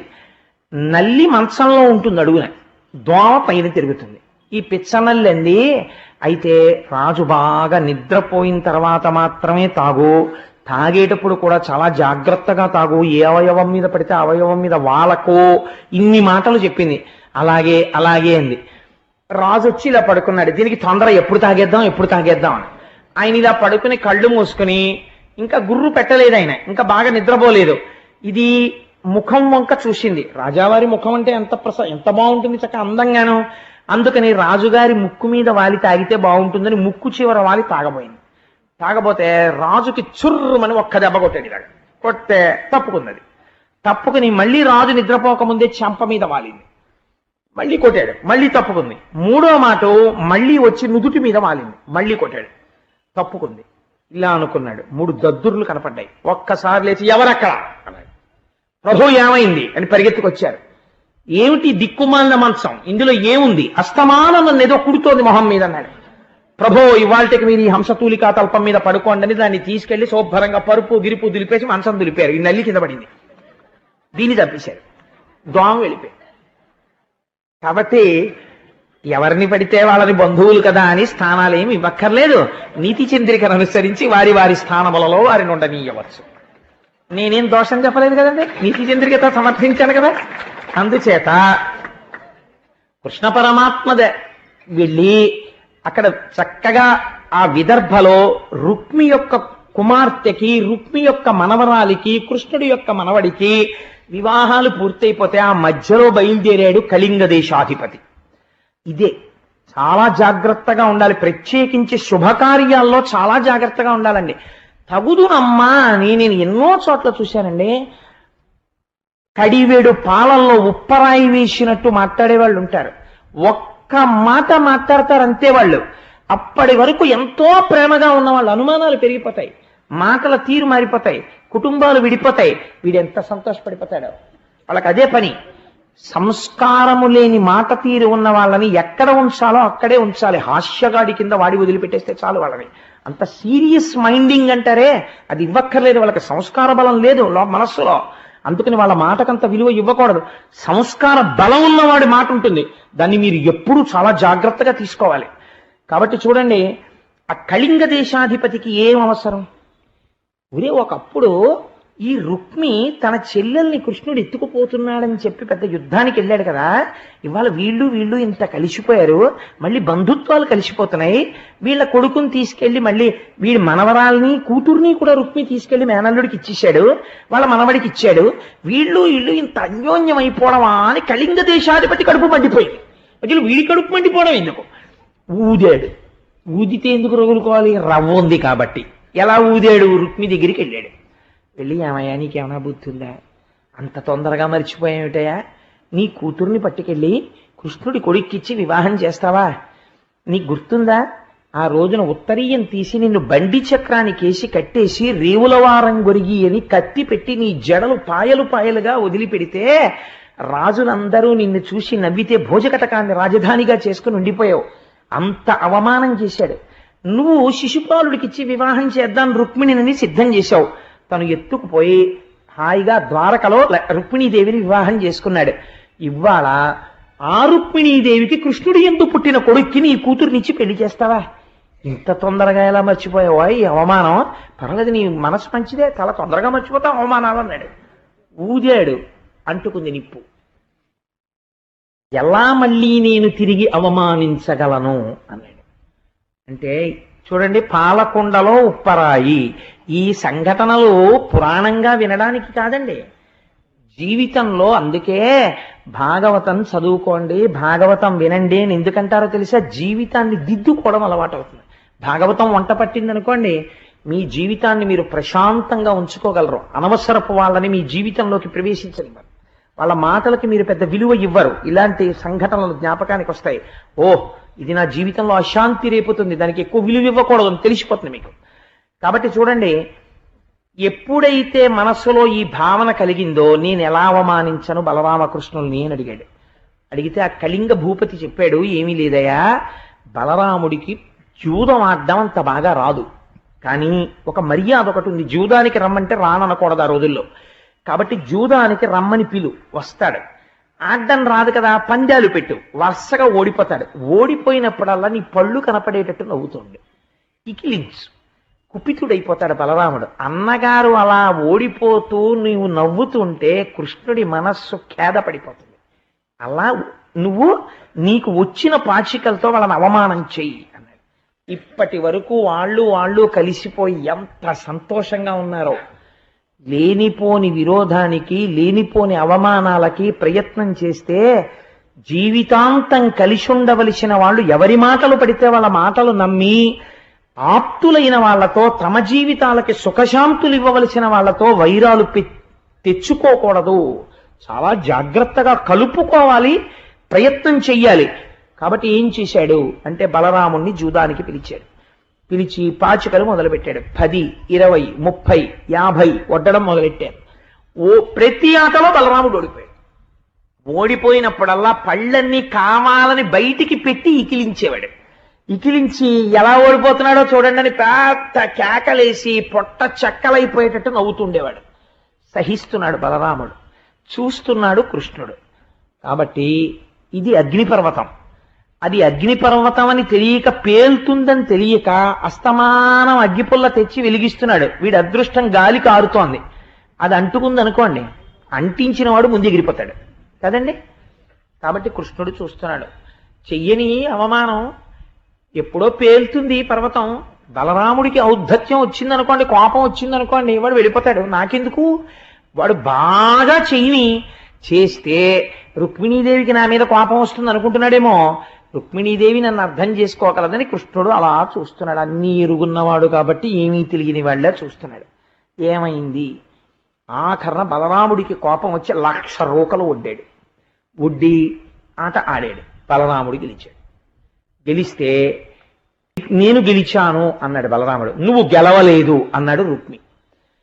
నేను గెలిచాను ఆటలో అన్నాడు బలరాముడు. నువ్వు గెలవలేదు అన్నాడు. అక్కడ కళింగ భూపతి మొదలైన వాళ్ళు కూర్చుని అప్పటి వరకు బలరాముడు ఓడిపోతే నవ్వి రెచ్చగొడుతున్నారు రుక్మిణి. వాళ్ళని అడిగాడు, ఈ ఆట నేను గెలిచాను కదా అన్నాడు. వాళ్ళు మాట్లాడలేదు. వాళ్ళకి కావలసింది రుక్మికి బలరాముడికి వైరం పెరగాలి. రెచ్చగొట్టే వాళ్ళ స్వభావం అలా ఉంటుంది. అందుకని వాళ్ళు ఊరుకున్నారు, రుక్మి పక్షం పట్టుకున్నట్టుగా. వెర్రి రుక్మి అనుకున్నాడు, వీళ్ళందరూ నా పక్షం అని. నీకు ఆట తెలియదు, పాట తెలియదు, ఈ ఆట నువ్వు ఓడిపోయావు అన్నాడు. అయితే బలరాముడు అన్నాడు, సరే వేరొకసారి 1,00,000 వడ్డుతున్నాను అని మళ్ళీ ఆడాడు. ఈ మాట బలరాముడే గెలిచాడు. మళ్ళీ ఇప్పుడు నేను గెలిచానన్నాడు. నువ్వు లేదు నువ్వు ఓడిపోయావు, నీకు ఆట తెలియదు అన్నాడు రుక్మి. అశరీరవాణి పలికింది, లేదు బలరాముడు గెలిచాడు ఈ ఆటలో. అంటే ఎవరి ధర్మమును పట్టుకుని ఉంటున్నారో, సంయమను పట్టుకుంటున్నారో వాళ్ళ వైపు ఈశ్వరుడు వహిస్తున్నాడు. ఇంత అశరీరవాణి చెప్పినా కళింగ భూపతి మొదలైన వారు చేసిన సైగల్ని చూసి వెర్రివాడై రుక్మి అన్నాడు, ఇక నవ్వుతూ పళ్ళు బయట పెట్టి, నువ్వు గొల్లల్లో పుట్టిన వాడివి, ఆవుల వెంట దూడల వెంట అరణ్యాల్లో తిరుగుతూ గోవుల్ని కాసుకునేవాడివి, నీకు రాజులతో జూదం ఆడ్డం నీకేమొచ్చని కూర్చున్నావు, నువ్వేం మాట్లాడుతున్నావు అన్నాడు. ఈ మాట అనేటప్పటికీ ఇంకా ఉద్ధతితో మాట్లాడడం మొదలుపెట్టాడు. ఇంకా చూశాడు బలరాముడు, ఇంకా వీణ్ణి ఊరుకోవడానికి వీల్లేదు. అసలు ఊదినవాడెవరు అని చూశాడు, తెలిసిపోయింది. రెచ్చగొడుతున్నాడు కళింగ భూపతి. తను కూర్చున్న ఆసనం మించి లేచి పళ్ళు ఈకిలిస్తున్నటువంటి కళింగ భూపతి ముఖం మీద చెయ్యి వేసి మెడ విరిచేశాడు. విరిచేసి ఆ నోటి మీద ఉన్న పళ్ళ మీద తన అరిచేత్తో ఒక్క దెబ్బ కొట్టాడు. 32 పళ్ళు ఊడి కింద పడిపోయి నెత్తురు కక్కుకు చచ్చిపోయాడు.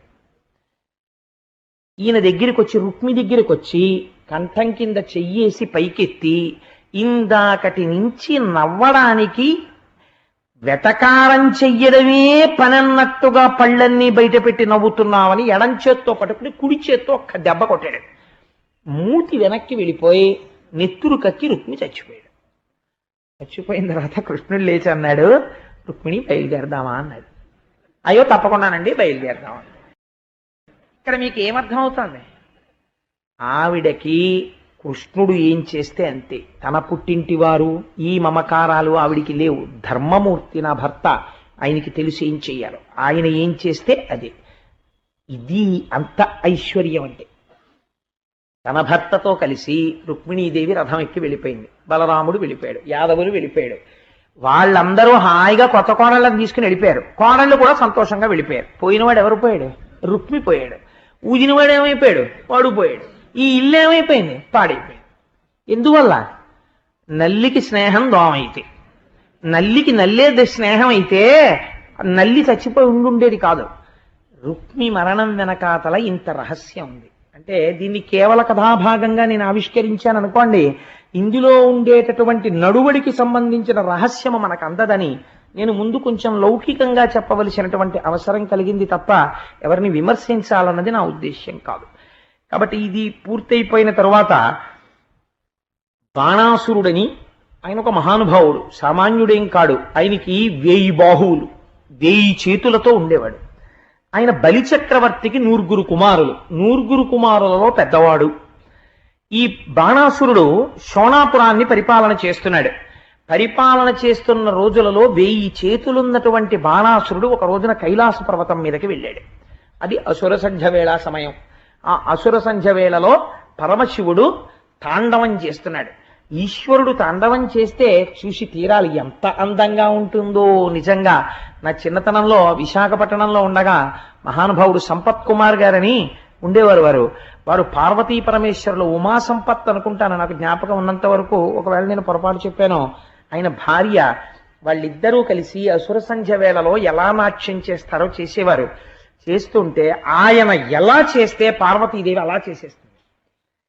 నాట్యంలో నేను గొప్ప, ఈవిడ గొప్ప. ఇప్పటికీ చిదంబరంలో ఉంటుందండి. కాళికాదేవి పరమశివుడు, నటరాజుగా పరమశివుడు అభిషేకింపబడతారు. చివర ఆఖరికి పరమశివుడు ఇంకా పార్వతీదేవిని నాట్యంలో ఎలా గెలవాలి అని వాళ్ళు ఆ నృత్య సంప్రదాయం అలా చూపించేవారు. సంపత్ కుమార్ గారు తిరిగి తిరిగి తిరిగి తిరిగి రంగస్థలం మీద భువన భోంతరాళాలు బద్దలైపోయేటట్టు ఆ ఢమరుకలు మ్రోగుతుంటే, మృదంగాలు మోగుతుంటే, వీణలు మోగుతుంటే, తప్పెటలు మోగుతుంటే, ఢమరుకలు మోగుతుంటే ఆయన స్టేజ్ మీద తిరిగి తిరిగి తిరిగి తిరిగి నాట్యం చేసి వేదిక మీద ఎక్కడో ఇంత కుంకం భరిని పెట్టేవారు. ఇంత స్పీడ్లో తిరుగుతూ బొటనవేలు తీసుకొచ్చి ఖచ్చితంగా కుంకుమ భరిణిలో పెట్టి ఇంతెత్తున కాలెత్తి తిరుగుతూ వచ్చి పార్వతీదేవి యొక్క లలాటమనందు ఎక్కడ బొట్టు పెట్టుకుంటుందో అక్కడ బొట్టు పెట్టేవాడు. పెడితే పార్వతీదేవి అలా లాస్యం చేసి బొట్టు తీసి కాలంతా పైకెత్తి పెట్టకూడదు కదా, తను స్త్రీ. అందుకని సిగ్గుపడి పార్వతీదేవి నిలబడిపోయింది. అప్పుడు నటరాజుగా పరమశివుణ్ణి అభిషేకించేవారు. అటువంటి తాండవం జరుగుతుంటుంది శంకరుడిది. ఏమి తాండవం నా తండ్రిది! అటువంటి తాండవం కైలాస పర్వతం మీద జరుగుతుండగా ఒకనాడు బాణాసురుడు వెళ్ళాడు. 1000 చేతులున్నాయి. ఇప్పటికి బాణాసురుడు చాలా మంచివాడు. 1000 చేతులున్నందుకు ప్రయోజనం ఏమిటి? ఇటువంటి నాట్యం జరుగుతోంది మహానుభావుడిది. అగర్వ సర్వమంగళా కళాకదంబ మంజరీ రస ప్రవాహ మాధురీ విజృంభళా మధువ్రతం స్మరాంతకం పురాంతకం భవాంతకం మఖాంతకం గజాంధకాంతకాంతకం తమంతకాంతకం భజేటాడు రావణాసురుడు. అటువంటి నాట్యం జరుగుతుంటే ఈ బాణాసురుడు అక్కడ ఉండేటటువంటి 500 వాద్య పరికరాలు తీసుకుని తన 1000 చేతులతో మ్రోగించాడు. మ్రోగిస్తే పరమశివుడు తాండవం అంతా చేసి సింహాసనం మీద కూర్చుని పొంగిపోయాడు. ఎంత గొప్పగా వాయించావురా, 500 వాద్య పరికరములను వాయించావు 1000 చేతులతోని. వాడు పరుగు పరుగున వచ్చి శంకరుడి పాదాల మీద పడి స్తోత్రం చేశాడు. ఎంత గొప్ప పద్యం చెప్పాడో చూడండి వాడు. నాకైతే అనిపిస్తుంది, అసలు ఎక్కడైనా ఏ శివానంద లహరి లాంటిదో చెప్పవలసి వచ్చిన చోట దీన్ని ప్రార్థనా శ్లోకంగా వాడవచ్చేమో అనిపిస్తుంది నాకు. ఎంత గొప్ప పద్యం పోతన గారు రచించారో మహానుభావుడు. శంకర భక్తమానసవ శంకర దుష్ట మదా సురేంద్ర నాశంకర పాండు నీల రుచి శంకర వర్ణ నిజాంగ భోగిరాట్ కంకణ పార్వతీ హృదయ కైరవ కైరవ మిత్ర యోగి హృత్ పంకజ పంకజాప్త నిచ తాండవ ఖేళన భక్తపాలన అన్నాడు వాడు. ఎటువంటి పద్యం అండి! శంకర, శంకర అంటే శంకరోతి ఇది శంకర, శుభమును చేయడము తప్ప ఎన్నడూ అశుభము చేయడము చేత కాని శంకర, భక్త మానసవ శంకర, భక్తుల యొక్క మనస్సులలో సర్వకాలముల యందు నివసించి ఉండేటటువంటి లక్షణం ఉన్నవాడా. దుష్ట మదాసురేంద్రనా శంకర, దుష్టమైనటువంటి మనస్సులు కలిగినటువంటి రాక్షసుల్ని పరిమార్చగలిగినటువంటి వాడా. పాండునీల రుచి శంకర వర్ణ నిజంగా, ఎంత గొప్ప మాట అండి అది. పాండునీల రుచి, తెల్లటి రంగులో శరీరం, నల్లటి రంగులో కంఠం, ఈ రెండు రంగుల చేత లోకములకు శుభమును చేసే శంకర. అదేమిటండి రంగులతో శుభం చేయడం ఏమిటి అంటే, ఒక ఆశ్చర్యం ఉంది. నీలకంఠుణ్ణి నీలకంఠ అని పిలిచామనుకోండి పరమేశ్వరుణ్ణి, ఆయన హాలాహల భక్షణం చేసి లోకాన్ని రక్షించినటువంటి లీల ఆయనకి జ్ఞాపకానికి వచ్చి పొంగిపోతాడు. అందుకని కంఠమునందు నలుపు లోకరక్షణము, మరి శరీరమునందు తెలుపు ఏమి రక్షణము అంటే, మీరు ఒక్కసారి రామేశ్వరం వెళ్ళినటువంటి వాళ్ళు జ్ఞాపకం తెచ్చుకోండి. రామేశ్వరంలో శంకర భగవత్పాదులు కైలాసం నుంచి తీసుకొచ్చినటువంటి స్ఫటికలింగం ఉంది. దాని మీద సూర్యకిరణాలు పడకూడదు. ప్రత్యేకం తెల్లవారుజామున 4 గంటలకు ఆ టికెట్ కొనుక్కుని క్యూలో వెళ్ళగలిగితే ఆ స్ఫటికలింగాన్ని తీసుకొచ్చి వేదిక మీద కూర్చోబెడతారు. కూర్చోపెట్టి ఒక చిత్రమైనటువంటి పని చేస్తారు. దానికి ముందు అభిషేకం ఏం చేయరు. దాని ముందుకి తీసుకెళ్లి ఒక ఎర్రటి పువ్వు ఇలా చూపిస్తారు. చూపిస్తే ఆ శివలింగం అంతా ఎర్రగా అయిపోతుంది. ఒక పసుపు పువ్వు చూపిస్తారు, శివలింగం అంతా పసుపు అయిపోతుంది. ఒక శంఖం పువ్వు తీసుకొస్తారు, నీలంగా అయిపోతుంది. అన్నీ తీసేస్తారు, స్ఫటికలింగం ఒక్కటి తెల్లగా ప్రకాశిస్తుంటుంది. ఇప్పుడు దాని మీద పాలు పోశారనుకోండి తెల్లగా ఉంటుంది, గంధోదకం పోశారనుకోండి పచ్చగా ఉంటుంది. మీరు ఏ రంగు పోస్తే ఆ రంగులో ఉంటుంది, దాని రంగు మాత్రం తెలుపు. దాంట్లో ఉన్న రహస్యం ఏమిటో తెలుసా అండి? అన్ని రంగులు తెలుపులోంచి వస్తాయి, అన్ని రంగులు తెలుపులోకి వెళ్ళిపోతాయి. అసలు ఈశ్వరుడు శుద్ధ బ్రహ్మం, ఆయనకి ఏ నామరూపాలు ఉండవు. దాని ముందుకు మీరు తీసుకొచ్చి ఏది పెడితే ఆ రంగులో కనపడినట్టు మీరు ఏ నామరూపాలతో చూస్తే అలా కనపడుతుంది అంతే. కానీ ఆయన నామరూపాతీతమైన బ్రహ్మము, బంగారము వంటి వాడు. మీరు ఆభరణములు చూస్తున్నారు, అది స్ఫటికలింగంగా జ్ఞానప్రదాత, తెల్ల రంగు చేత. కాబట్టి ఎంత గొప్ప మాట అన్నాడో చూడండి. పాండునీల రుచి శంకర వర్ణ నిజంగా భోగిరా కంకణ. పాములకన్నింటికీ కూడా గొప్పవాడు వాసుకి. అటువంటి వాసుకిని ఆయన కంకణం కింద పెట్టుకుంటాడు చేతికి. అందుకని వాసుకిని కంకణముగా ధరించినటువంటి వాడా. పార్వతీ హృదయ కైరవ మిత్ర. మళ్ళీ ఆ మాట 2 మాటలు తిప్పడంలో ఉన్నటువంటి అర్థం, కవిత్వంలో ఉండేటటువంటి చమత్కారం. పార్వతీ హృదయ కైరవ అంటే పార్వతీదేవి యొక్క మనస్సనబడేటటువంటి కలువ పువ్వుని వికసింపచేయగలిగిన కైరవ మిత్ర అంటే కలువ పువ్వులకి బాంధవుడైన చంద్రుడా. అంటే పరమశివుని యొక్క చూపు పడితే ఆవిడ హృదయము వికసిస్తుంది. అంటే పార్వతీదేవి యొక్క హృదయము వికసనము పొందేటట్టు భర్తగా నిలబడగలిగినటువంటి స్థితిని పొందినవాడా. యోగి హృత్ పంకజాప్త. పంకజ అంటే బురదలోంచి పుట్టింది. మహాపురుషులైనటువంటి వారి జన్మ కూడా వేరుగా ఉండదు, వాళ్ళు సంసారంలోనే ఉండి తరించినటువంటి వాళ్ళు. కాబట్టి వారు సంసారమునందు ముందు ఉన్నవాళ్లే, వాళ్ళు అందరిలా ఓ తల్లి కడుపు నుంచి పుట్టిన వాళ్లే. కానీ పంకజము అంటే బురదలో పుట్టి సూర్యకిరణముల చేత విచ్చుకుంటుంది. బురదలో ఉన్న బురద చేత వికసించదు, సూర్యకిరణముల చేత వికసిస్తుంది. అందుకని యోగి పురుషులైనటువంటి వారి హృదయములనబడేటటువంటి తామర పువ్వులను వికసింపచేయగలిగినటువంటి సూర్యుడిగా ప్రకాశించేటటువంటి స్వరూపమున్న శంకర. నిజ తాండవ ఖేళన. అద్భుతమైనటువంటి తాండవము చేసేటటువంటి వాడా. ఆ తాండవం చేత సృష్టికర్త, స్థితికర్త, ప్రళయకర్తగా చెప్పబడతాడు ఆయన. కాబట్టి నిజ తాండవ ఖేళన భక్తపాలన. భక్తులను పరిపాలించేటటువంటి వాడా నీకు నమస్కారం అన్నాడు. ఆ పాదముల దగ్గర కూర్చుని బాణాసురుడు చేసినటువంటి స్తోత్రం విని పొంగిపోయి శంకరుడు అన్నాడు, ఏం కావాలి నీకన్నాడు. అనేటప్పటికీ వాడిలో ఉన్న ఆసురీ ప్రవృత్తి బయటికి వచ్చింది. వాడు ఎంత చిత్రమైన కోరిక కోరాడో చూడండి.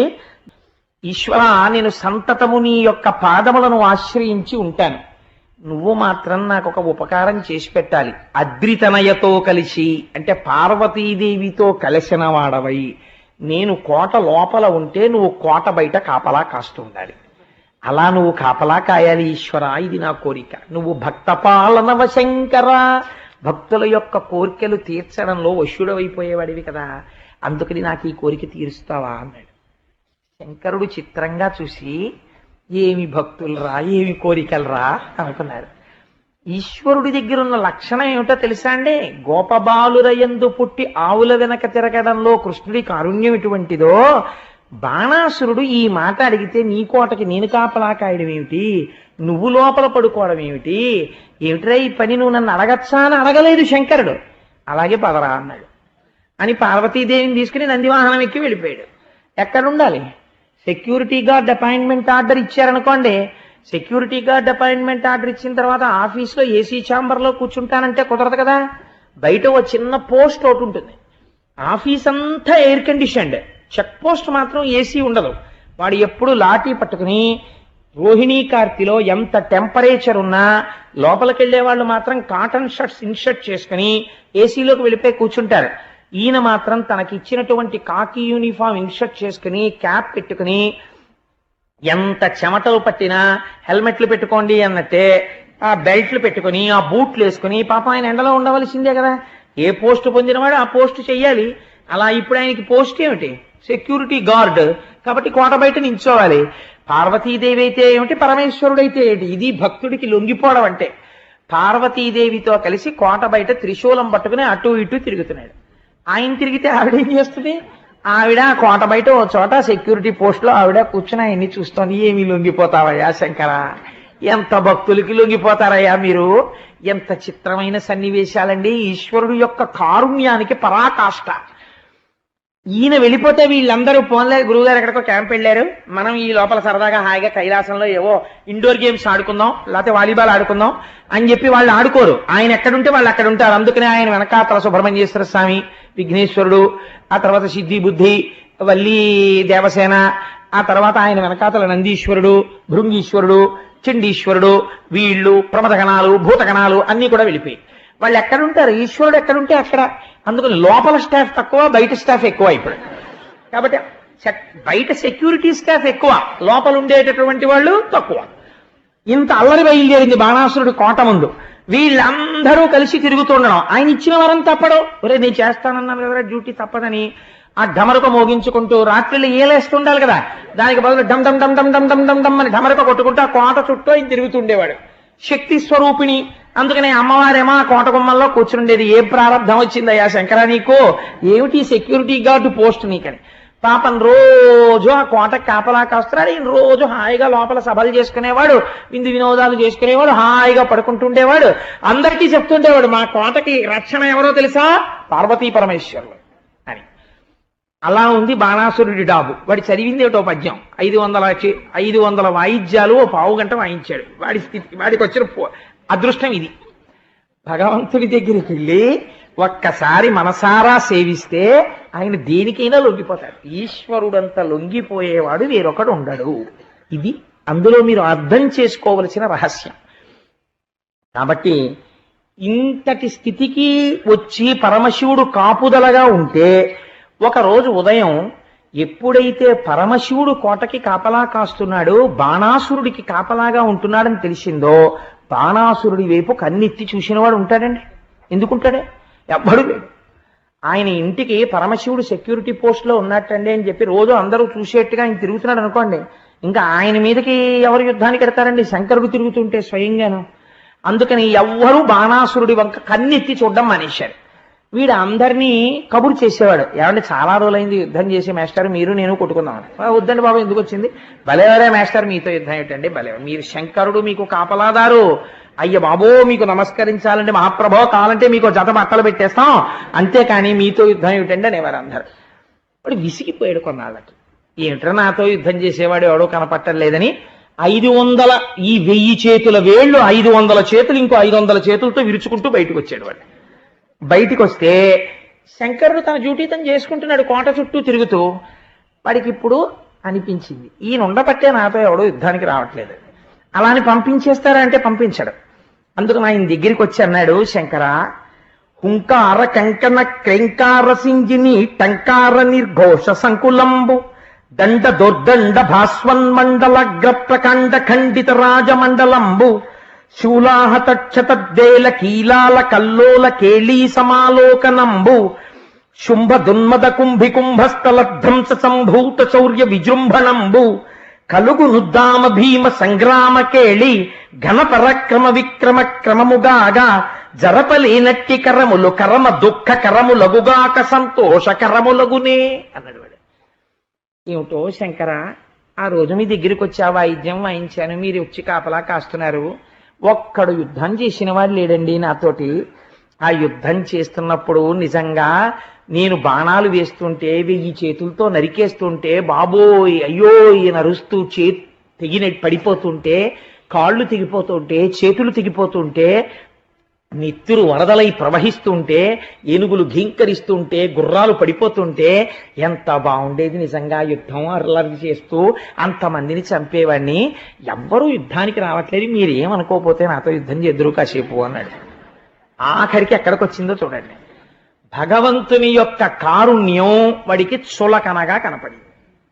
ఈశ్వరుడు తెల్లబోయాడు. ఒరే ఆఖరికి నీకు నేను ఇందుకు పనికొచ్చానన్నమాట. నీకు యుద్ధానికి ఎవడూ రాకపోతే సంతోషించాలి, బయట పరమశివుడు ఉన్నాడని నువ్వు నమస్కారం చేయకపోతే పీడపోయేది. నీకు ఎవడూ రావట్లేదు కాబట్టి నీతో అప్పుడప్పుడు కాసేపు నేను యుద్ధం చేస్తుండనా, ఇదే నీ కోరిక అని ఆయన అన్నాడు. విను మూఢ హృదయ, నీ కేతనమిప్పుడు అకారణంబు ధరునిపై కూలును, అప్పుడు నీ భుజావళి దునియక నాంతవానితోనని కల్గున్. ఇప్పుడు ఈశ్వరుడికి ఓ ఇబ్బంది వచ్చింది. రక్షించవలసిన వాడు తానే. ఇప్పుడు వాడు అడిగిన కోరికకి శిక్షించవలసిన వాడు తానే. శిక్ష ఈ రూపంతో వేయకూడదు, రక్ష ఈ రూపంతో చేస్తూ శిక్ష దీనికున్న ఇంకో రూపంతో వెయ్యాలి. కానీ రక్ష చేస్తున్నట్టుగా దీంతో కనబడాలి, శిక్ష ఇంకో రూపంతో చేయించాలి.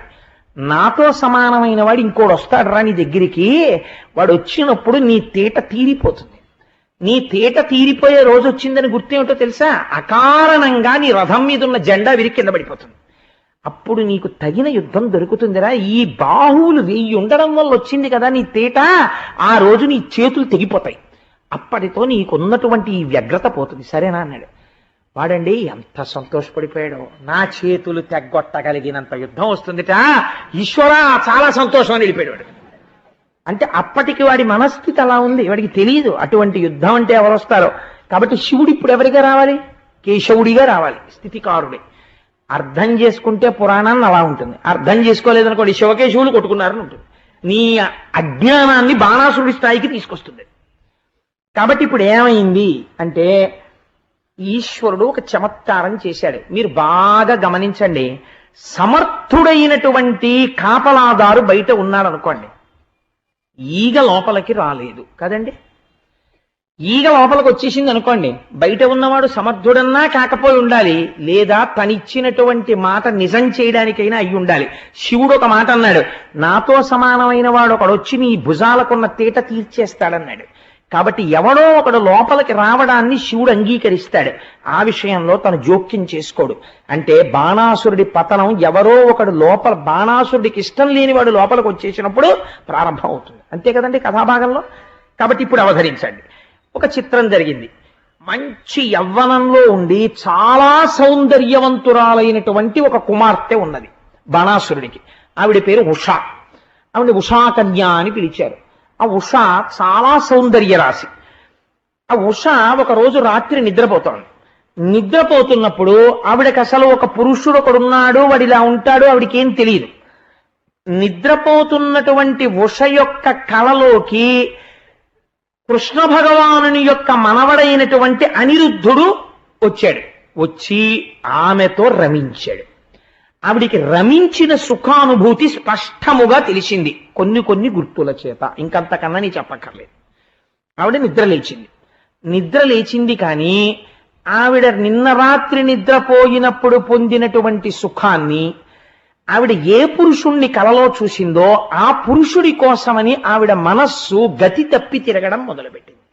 కాబట్టి రోజు ఎలా ఉంటుందో అలా ఉండలేక మనస్సునందు చాలా దిగులు చెంది ఇంకక్కడి నుంచి ఏం ప్రారంభమవుతుంది? సరిగ్గా జడేసుకోదు, సరిగ్గా అన్నం తిందు, పళ్ళరసాలు తాగదు, చిలికెత్తలతో ఆడుకోదు, ఉద్యానవనానికి వెళ్ళదు, పువ్వులు తల్లో పెట్టుకోదు, ఒంటికి శీతలగంధం రాసుకోదు, లేత అరిటాకు చూస్తే భయపడిపోతుంది, విరహాగ్ని. ఇవన్నీ ప్రారంభం. కాబట్టి ఇప్పుడు ఇది ఎవరు గమనించాలి? అనుంగు చెలికెత్తే స్నేహితురాలైనటువంటి వారు ఎవరుంటారో వాళ్ళు గమనించాలి. కాబట్టి ఇప్పుడు మధ్యవర్తిత్వం చెయ్యాలి. ఇది ఒక అందమైనటువంటి విషయం. ఈ మధ్యవర్తిత్వం చేయడం అన్నది అందరూ చేసేటటువంటిది కాదు. ఇటువంటి ప్రణయం ఏర్పడినప్పుడు, ఇటువంటి పౌరాణికంగా ఈశ్వరానుగ్రహంగా ఏర్పడినప్పుడు చేయగలిగినటువంటి సమర్థత అందరికీ ఉండదు. చిత్రనళీయంలో ఆవిడ చెప్పుకుంటుంది, నేను ఎవరో తెలుసా, నలదమయంతుల మధ్య ప్రణయం నడిపిన దాన్ని. నలిన సంభవు సాహిణము వారు వంబులు కులము సాములు మాకు కువలయాక్షి చదలేటి బంగారు జలరుహంబుల తూండ్లు భోజనంబులు మాకు పువ్వు బోని సత్యలోకముదాక సకలలోకంబులు ఆటపట్టెలు మాకు అబ్జవదన మధురాక్షరములైన మా మాటలు వినంగ అమృతాంధ్యసుల యోగ్యులను పమాంగి భారతీదేవి ముంజేతి పలుక చిలుక సదయగ జయాన సద్బ్రహ్మచారి మాకు వేదశాస్త్ర పురాణాది విద్యలెల్ల తరుణీ నీ ఆన ఘంటాపదంబు మాకు అని చెప్పిన రోజున హంస రాయబారంలో. అలా ఇక్కడ చిత్రలేఖ అనబడేటటువంటి చెలికెత్తే ఒక ఆవిడుంది. ఆవిడ వచ్చి అడిగింది ఉషని, నువ్వు ఎందుకు అలా ఉంటున్నావు? నీ ప్రవర్తనలో వచ్చినటువంటి మార్పు వలన నేను ఒక విషయాన్ని గమనించాను. నువ్వు ఎవరో ఒక పురుషుడి యొక్క వలపులో పడ్డావని నేను అనుకుంటున్నాను. అసలు జరిగినటువంటి విషయం ఏమిటో నాకు చెలికెత్తని ప్రాణ స్నేహితురాలిని కాబట్టి, సఖిని కాబట్టి నాకు చెప్పు అని అడిగింది. అడిగితే ఉష చెప్పింది, చెలి కలలోనొక్క సరసీరుహ నేత్రుడు రత్నహార కుండల కటకంగుళీయకర నన్మణి నూపుర భూషణుండు నిర్మల కనకాంబరుండు సుకుమారతనుండు వినీల దేహుడుజ్వల రుచి నూతన ప్రసవ సాయకుడున్నత వక్షుడెంతయున్. నేను నిన్నటి రాత్రి కలలో ఒక పురుషుణ్ణి చూశాను. ఆయన పచ్చటి పట్టు పంచె కట్టుకున్నాడు, అనేకమైనటువంటి హారములు వేసుకున్నాడు, మెడలో తుమ్మెదలు ఝంకారం చేసేటటువంటి పుష్పమాల వేసుకుని ఉన్నాడు, ఒంటి నిండా రత్నాభరణములను అలంకరించుకుని ఉన్నాడు, అపరమన్మధుడా అన్నట్టుగా ఉన్నాడు. ఆయనని చూసినప్పటి నుంచి నా మనస్సు వశం తప్పింది అంది. ఎక్కడో కలలో కనపడినటువంటి ఒక పురుషుడి వలన ఇంత మార్పు వచ్చింది అంటే అది దేని వల్ల వచ్చింది? బయట పరమశివుడు ఇచ్చినటువంటి వరం ఒకటి ఉంది. ఆయన రావాలి ఇప్పుడు బాణాసురుడి చేతులు తెగిపోవడానికి. దానికి ఎక్కడో అక్కడ ప్రారంభం జరగాలి. అది ఎక్కడ ప్రారంభమవుతోంది? ఉషాదేవి దగ్గర ప్రారంభమవుతోంది. ఇంత ఆశ్చర్యకరమైన సంఘటనకి ప్రాతిపదికేది? శివ సంకల్పమస్తు, పరమశివుని యొక్క సంకల్పం. ఈశ్వరుడి యొక్క సంకల్పాలు ఎందుకు మారుతాయండి? కాబట్టి ఆవిడ యొక్క మనస్సు చెదిరి ఉన్నది. ఇప్పుడు చిత్రలేఖ యొక్క గొప్పతనం ఏమిటో తెలుసా అండి? అందుకే ఇవాళ పోతన గారి యొక్క చిత్రపటం కూడా వచ్చిందేమో ఆశ్చర్యంగా. మనసెరిగినటువంటి వాడు, ధ్యానము చేసిన వాడు అంటే ఎలా ఉంటుందో తెలుసా? ఆ చిత్రలేఖ, సఖి నువ్వేం బెంగ పెట్టుకోకు, నీ మనస్సులో ఉండేటటువంటి వాడు ఇలా ఉంటాడని నువ్వు చెప్పావు కదా, నేను ఎందరో రాజాధిరాజుల్ని చూశాను, నేను వాళ్ళ యొక్క చిత్రపటాలు గీసేస్తాను, నువ్వు ఒక్కసారి ఇందులో ఎవరు నీకు నిన్న రాత్రి కనపడ్డారో నాకు చెప్పు అని ఒక 5 వెండి పాత్రలు తీసుకుని వాటిలో రంగులు పోసుకుని ఆ పెరట్లో నిలబడి ఒక తెల్లటి వస్త్రాన్ని పెట్టి టక టక టక టక టక టక బొమ్మలేసేసింది. బొమ్మలేసేసి పిలిచింది ఆవిడ. పిలిచి, చూడు, మధ్వ, కురు, పాంచాల, కోసల, కాశీ, మజ్జి, వల్లి, అంగ, మగధ, వత్స, మచ్చ, చేది, అవంతి, గాంధార, కాంభోజ, సౌరాష్ట్ర, ఆశ్మక, ఆంధ్ర దేశాధినేతలు వీళ్ళందరూ, ఇంతమంది రాజులు నీకు వరుసగా చూపిస్తున్నాను. ఇదిగో ఈ బొమ్మ, ఈయన జరాసంధుడు, ఈయన కాదు, తీసేసింది, ఇంకొక పటం పెట్టింది.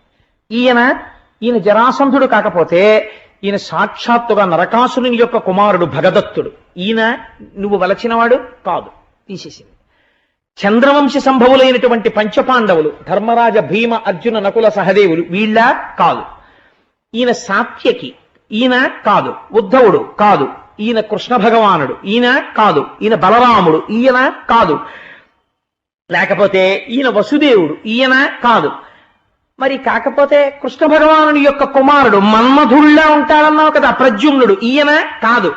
కానీ పోలిక కొంచెం దగ్గరగా ఉందే సఖి అంది. ప్రద్యుమ్నుడి ఫోటో తీసేసి అనిరుద్ధుడి ఫోటో పెట్టేసింది. ఈయన ప్రద్యుమ్నుడి కొడుకు, ఈయన అంది. గట్టిగా కౌగిలించుకొని, సఖీని ఇలాంటి స్నేహితురాలు ఎక్కడ ఉంటుందే, రాత్రి కలలో చూసిన వాడిని యథాతథంగా గీసేసా ఉంది.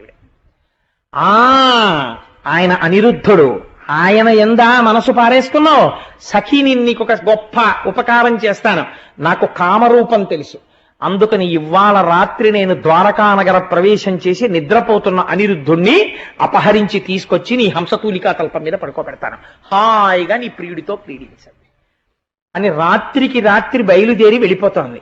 సెక్యూరిటీ పోస్టులో ఎవరున్నారండి?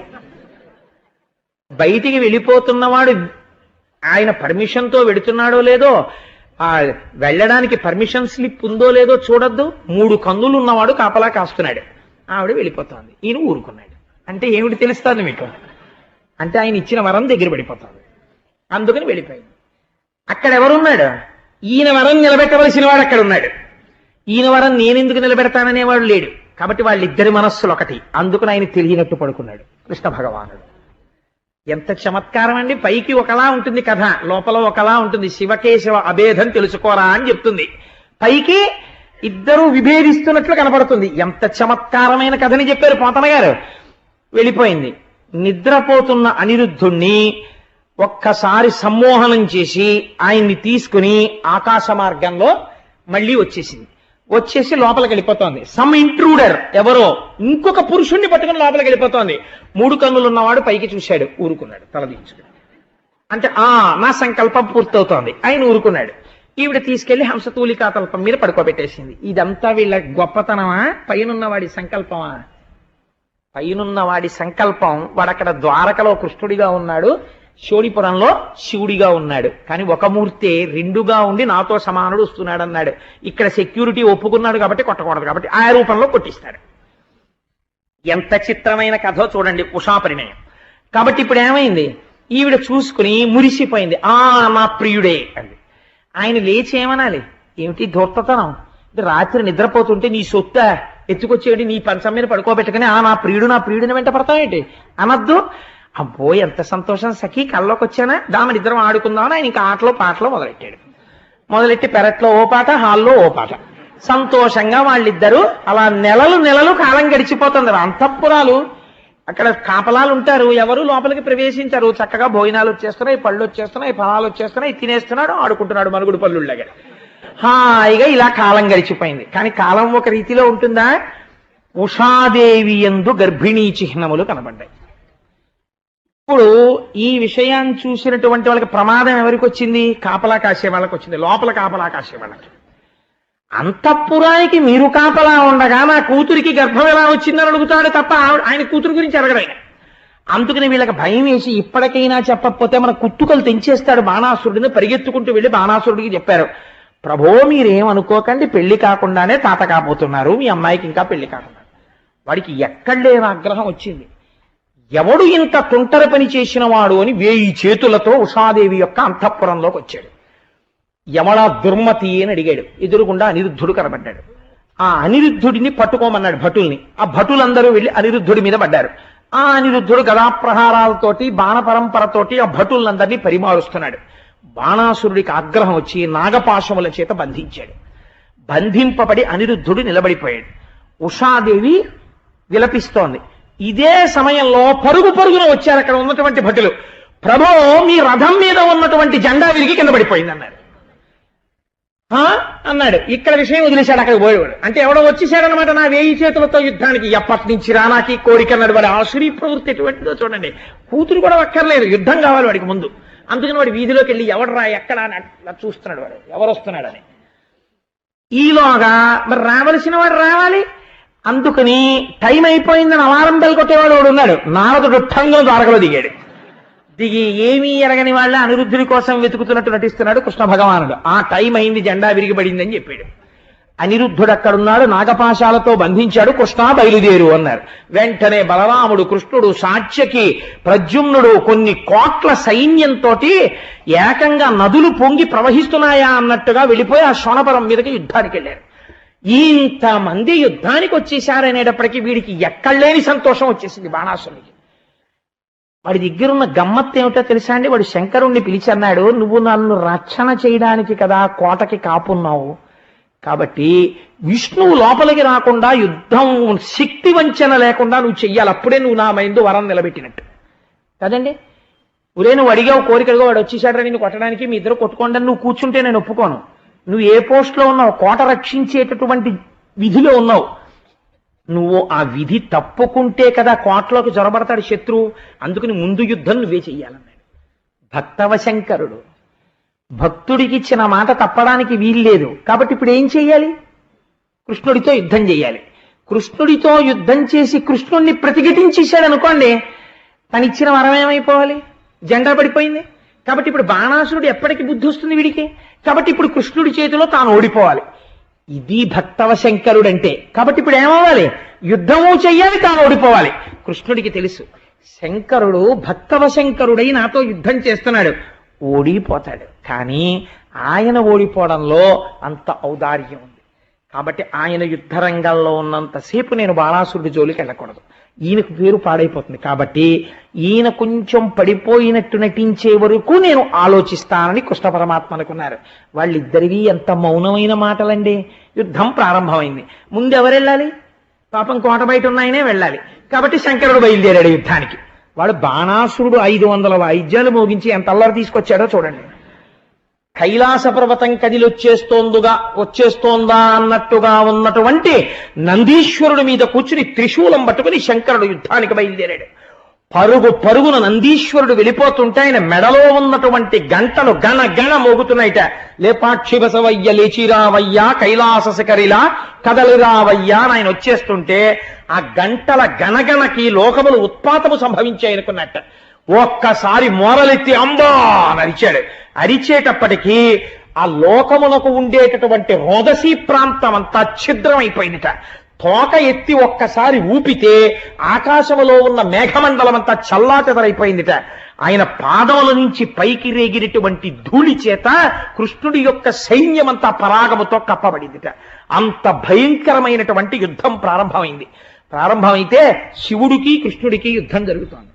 యుద్ధం జరుగుతుంటే శివుడు యుద్ధంలో లొంగనంతసేపు బాణాసురుడి జోలికి కృష్ణుడు వెళ్ళడానికి వీల్లేదు.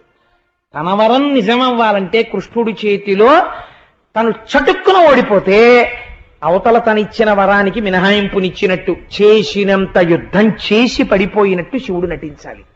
కాబట్టి యుద్ధం చేసి కృష్ణుడి చేత ప్రయోగింపబడినటువంటి బాణపు దెబ్బకి నందీశ్వరుడి మీద వాలిపోయాట శంకరుడు. అప్పుడు బాణాసురుడి మీదకి యుద్ధానికి బయలుదేరాడు. ఈలోగా శివజ్వరమనబడేటటువంటి శక్తి ఒకటి బయలుదేరి అది కృష్ణుడితో యుద్ధం చేస్తోంది. కృష్ణుడు వైష్ణవ జ్వరాన్ని ప్రకోపం చేశాడు. 2 శక్తులు ఒకదానితో ఒకటి ఢీకొంటే శివజ్వరం విష్ణువుని ప్రార్థన చేసింది ఆ రోజున. పారి ఏ దిక్కుగానక ప్రాణభీతి ఎనసి ఎచ్చుచు ఆ హృషీకేశు పాద కంజముల పడినను కావు మనుచు నిటల తట ఘటితాంజలి పుటయునగుచు. ఆ శివజ్వరం అంజలి ఘటించి నేను ఎటు పరిగెడితే అటువైపు విష్ణు జ్వరం కనబడుతోంది. ఓ అనంత శక్తిమంతుడా, బ్రహ్మాండములనంతటా వ్యాపించి ఉన్నవాడా, అనంతుడా, పరమాత్మ, నీ యొక్క మాయాశక్తి చేత నువ్వు ఈ లోకమునంతటినీ నామరూపములుగా కనపడేటట్టు చేయగలిగినటువంటి సమర్థుడవు, హేళగా పంచభూతములను సృష్టించిన వాడవు, త్రిగుణముల చేత మాయలో లోకాన్ని కప్పి ఉంచేటటువంటి వాడవు, అటువంటి ఈశ్వర నన్ను క్షమించు అని ఆయన పాదముల మీద పడితే ఇది విన్న వాళ్ళకి ఏం కలగాలండి ఫలితం అంటే, ఉషాపరిణయంలో పార్వతీ పరమేశ్వరుల వలన కృష్ణ భగవానుడి వలన లోకమునకు ఒక గొప్ప ప్రయోజనం వచ్చింది. శివకేశవులు యుద్ధం చేసుకుంటే అది పనికిరాని యుద్ధం అవదు, దానివల్ల లోకమునకు ఏదో ప్రయోజనం వస్తుంది. ఆ రోజున కృష్ణ భగవానుడు ఒక వరం ఇచ్చాడు. ఎవరు ఉషాపరిణయ ఘట్టంలో శివజ్వరం విష్ణుజ్వరం యుద్ధం చేయడం అనేటటువంటిది ఈ శివజ్వరం చేసిన శరణాగతి విన్నారో అటువంటి వారికి ఎప్పుడూ కూడా ప్రాణాంతకమైనటువంటిదిగా జ్వరము బాధించడానికి వీలు లేదు, నేను వరం ఇస్తున్నాను అన్నాడు. కాబట్టి ఎప్పుడైనా జ్వరము చేత బాధపడి ప్రాణాంతకం అవుతోందనుకుంటే ఉషాపరిణయం పారాయణం చేస్తారు ఒకసారి. ఈ శరణాగతి తత్వాన్ని ఒక్కసారి చదువుకోవడం కోసమని. కాబట్టి అంత గొప్ప వరాన్ని ఇస్తే ఆ రోజున శివజ్వరం ఉపశాంతి పొందింది. వెంటనే బాణాసురుడు యుద్ధానికి వచ్చాడు. పరమాత్మ చేసినటువంటి యుద్ధం వల్ల ఆ రోజున బాణాసురుడు పడిపోయేటటువంటి స్థితి వచ్చేసింది. తన కొడుకుని ఎలాగైనా రక్షించుకోవాలని బాణాసురుని యొక్క తల్లి అయినటువంటి కోటర ఆ రోజున యుద్ధానికి వచ్చి ఒంటి మీద ఉన్నటువంటి వలువలన్నింటినీ విప్పేసి జుత్తు విరబోసుకుని చేతులు పైకెత్తి హాహాకారం చేస్తూ కృష్ణుడికి ఎదురు నిలబడింది. ఒక స్త్రీ వివస్త్రయై జుత్తు విడివడి ఎదురు నిలబడితే ఛీ అని తల తిప్పుకుని ధనస్సు పక్కన పెట్టి కృష్ణ పరమాత్మ యుద్ధం ఆపేశాడు. బాణాసురుడు కోటలోకి పారిపోయాడు. మరునాడు మళ్ళీ యుద్ధం ప్రారంభమైంది. అప్పుడు శంకరుడు ప్రార్థన చేశాడు కృష్ణుణ్ణి, నేను బయట కోట బయట రక్షణగా ఉన్నంత కాలం వీడు పడిపోవడానికి వీలు లేదు. వీడు ఇటువంటి వరం అడిగాడు. ఎప్పటికీ నేను వాడికి రక్షకుడని, నేను రక్షకుడిగా ఉండగా వాడు మరణించాడన్న మాట రాకూడదు. నేను భక్తవశంకరుడను కాబట్టి తగిన విధంగా నీవు వీడికి శిక్ష వేయవలసినది అని. అప్పుడు శివకేశవుల హృదయాలు ఒకరికొకరు తెలుసు. ఉన్నది ఒక్క పదార్థము రెండుగా కనపడుతోంది. కాబట్టి ఆ రోజున కృష్ణ భగవానుడు కరముల 4 అగ్రేసరుడై పొడడుంది జరామరణాది భయంబు దక్కి మనునితమీదన్ అని ఆ ఉన్నటువంటి బాహువులలో 996 బాహువులను తన యొక్క సుదర్శన చక్ర ధారల చేత తెంచేశాడు. 4 బాహువులు వదిలేశాడు. ఈ 1000 చేతులు ఉండబట్టి కదా వీడి ఇంత తిక్క పనులన్నీ చేస్తున్నాడు. ఈ 996 చేతులు తెగ నరికేసి 4 చేతులు వదిలేశాను. ఇప్పుడు ధర్మార్థ కామ మోక్షములు వాడికి తెలిసాయి. ఇప్పుడు వాడి శరీరమునందు రజోగుణ తమోగుణాలు లేవు, శుద్ధ సత్వంతో ఉంటాడు. ఈశ్వర నీ భక్తులలో అగ్రేసరుడవుతాడు. బాణాసురుడు అంటే గొప్ప శివభక్తుడు అని చెప్పుకుంటారు. ఎక్కడ అసుర సంధ్య వేళలో బాణాసురుడి యొక్క చరిత్ర, ఉషా అనిరుద్ధుల చరిత్ర చెప్పుకుంటారో అక్కడక్కడ విజయములు సంభవిస్తాయి. అందుకని 4 చేతులతో వీడిని వదిలేస్తున్నాను. నీ పరివారంలో వీడు అగ్రేసరుడు అవుతాడు. ఇంకెప్పుడు వీడు ఉద్ధతితో కూడినటువంటి ప్రవర్తన వీడి యందుండదు అని ఆ రోజున కృష్ణ భగవానుడు వరమిచ్చాడు. శంకరుడు సంతోషాన్ని పొందాడు. ఇప్పుడు బాణాసురుడు పరమశివుని యొక్క పరివారంలో చేరిపోయాడు. కాబట్టి వాడు కూడా కైలాసం బయట కాపలా ఉండాలి, శంకరుడు కైలాసంలో కూర్చోవాలి. ఇప్పుడు వాడు తన నిజస్థితిని గుర్తించాడు. సంతోషంగా శంకరుడు కైలాసాన్ని చేరుకున్నాడు. ఇప్పుడు లోపలికి వెళ్లి కోటలోకి అనిరుద్ధుడికి ఉషాదేవికి వివాహం చేసి వాళ్ళకి వస్త్రాలు మాల్యాలు ఆభరణాలు బహూకరించి ఉషా అనిరుద్ధుల్ని కృష్ణ పరమాత్మతో ద్వారకా నగరానికి సాగనంపాడు. ఈ విధంగా ఉషాపరిణయం అనేటటువంటి ఘట్టము ఎన్నో రహస్యాల్ని ఆవిష్కరించింది. ఎవరు ఈ ఉషాపరిణయ ఘట్టాన్ని వింటున్నారో, ఎవరు బాణాసురుడు పరమశివుడంతటి వాణ్ణి తన కింకరుడిగా చేసుకున్నాడో, తుట్టతుదన 4 చేతులతో పరమశివుడికే కింకరుడయ్యాడో, ఈ ఘట్టాన్ని విని కృష్ణుని యొక్క విజయానికి మనసులో పొంగిపోయిన వాళ్ళు ఎవరుంటారో, ఆయన నామము ఎవరు చెప్తారో, అటువంటి శ్రీకృష్ణుని విజయంబకు ఈ కథ పఠించు వారలెప్పుడు జయము గైకొని ఇహపర సౌఖ్యములా కల్పోన్నతి వహింతురవనీనాథ. కల్పాంతము వరకు ఎవరు ఈ బాణాసుర కథ వింటున్నారో, కృష్ణ విజయాన్ని వింటున్నారో వాళ్ళకి సమస్త విజయములు చేకూరుతాయి. అటువంటి వాళ్ళకి ఓటమి సంభవించదు. జయం కావాలనుకున్నటువంటి పరిస్థితులలో ఈ ఉషాపరిణయ ఘట్టాన్ని బాణాసుర ఘట్టాన్ని ఒక్కసారి పారాయణ చేసుకుని బయలుదేరుతుంటారు. అంత గొప్ప ఆఖ్యానాన్ని ఈ రోజు పరమాత్మ మన చేత పలికించి మనందరినీ ఉద్ధరించాడు. భక్త రక్షక గోవింద గోవింద హరి గోవింద గోకుల నందన గోవింద కరుణాసాగర గోవింద గోవింద హరి గోవింద గోకుల నందన గోవింద శివకేశవమూర్తి గోవింద గోవింద హరి గోవింద గోకుల నందన గోవింద స్త్రీ పుంరూప గోవింద గోవింద హరి గోవింద గోకుల నందన గోవింద బిల్వపత్రార్చిత గోవింద గోవింద హరి గోవింద గోకుల నందన గోవింద భిక్షుక సంస్కృత గోవింద గోవింద హరి గోవింద గోకుల నందన గోవింద వడ్డీ కాసులవాడ గోవింద గోవింద హరి గోవింద గోకుల నందన గోవింద వానర సేవిత గోవింద గోవింద హరి గోవింద గోకుల నందన గోవింద దశరథనందన గోవింద గోవింద హరి గోవింద గోకుల నందన గోవింద నందనందన గోవింద గోవింద హరి గోవింద గోకుల నందన గోవింద పాండవ ప్రియ గోవింద గోవింద హరి గోవింద గోకుల నందన గోవింద బలరామానుజ గోవింద గోవింద హరి గోవింద గోకుల నందన గోవింద రుక్మిణీ వల్లభ గోవింద గోవింద హరి గోవింద గోకుల నందన గోవింద ఆశ్రిత పక్ష గోవింద గోవింద హరి గోవింద గోకుల నందన గోవింద శేషాద్రి నిలయ గోవింద గోవింద హరి గోవింద గోకుల నందన గోవింద శేషసాయివి గోవింద గోవింద హరి గోవింద గోకుల నందన గోవింద శ్రీనివాస గోవింద గోవింద హరి గోవింద గోకుల నందన గోవింద శ్రీ వెంకటేశ గోవింద గోవింద హరి గోవింద గోకుల నందన గోవింద శివ శివ కరుణాబ్ధే శ్రీ మహాదేవ శంభో సర్వం శ్రీ ఉమామహేశ్వర పరబ్రహ్మార్పణమస్తు స్వస్తి.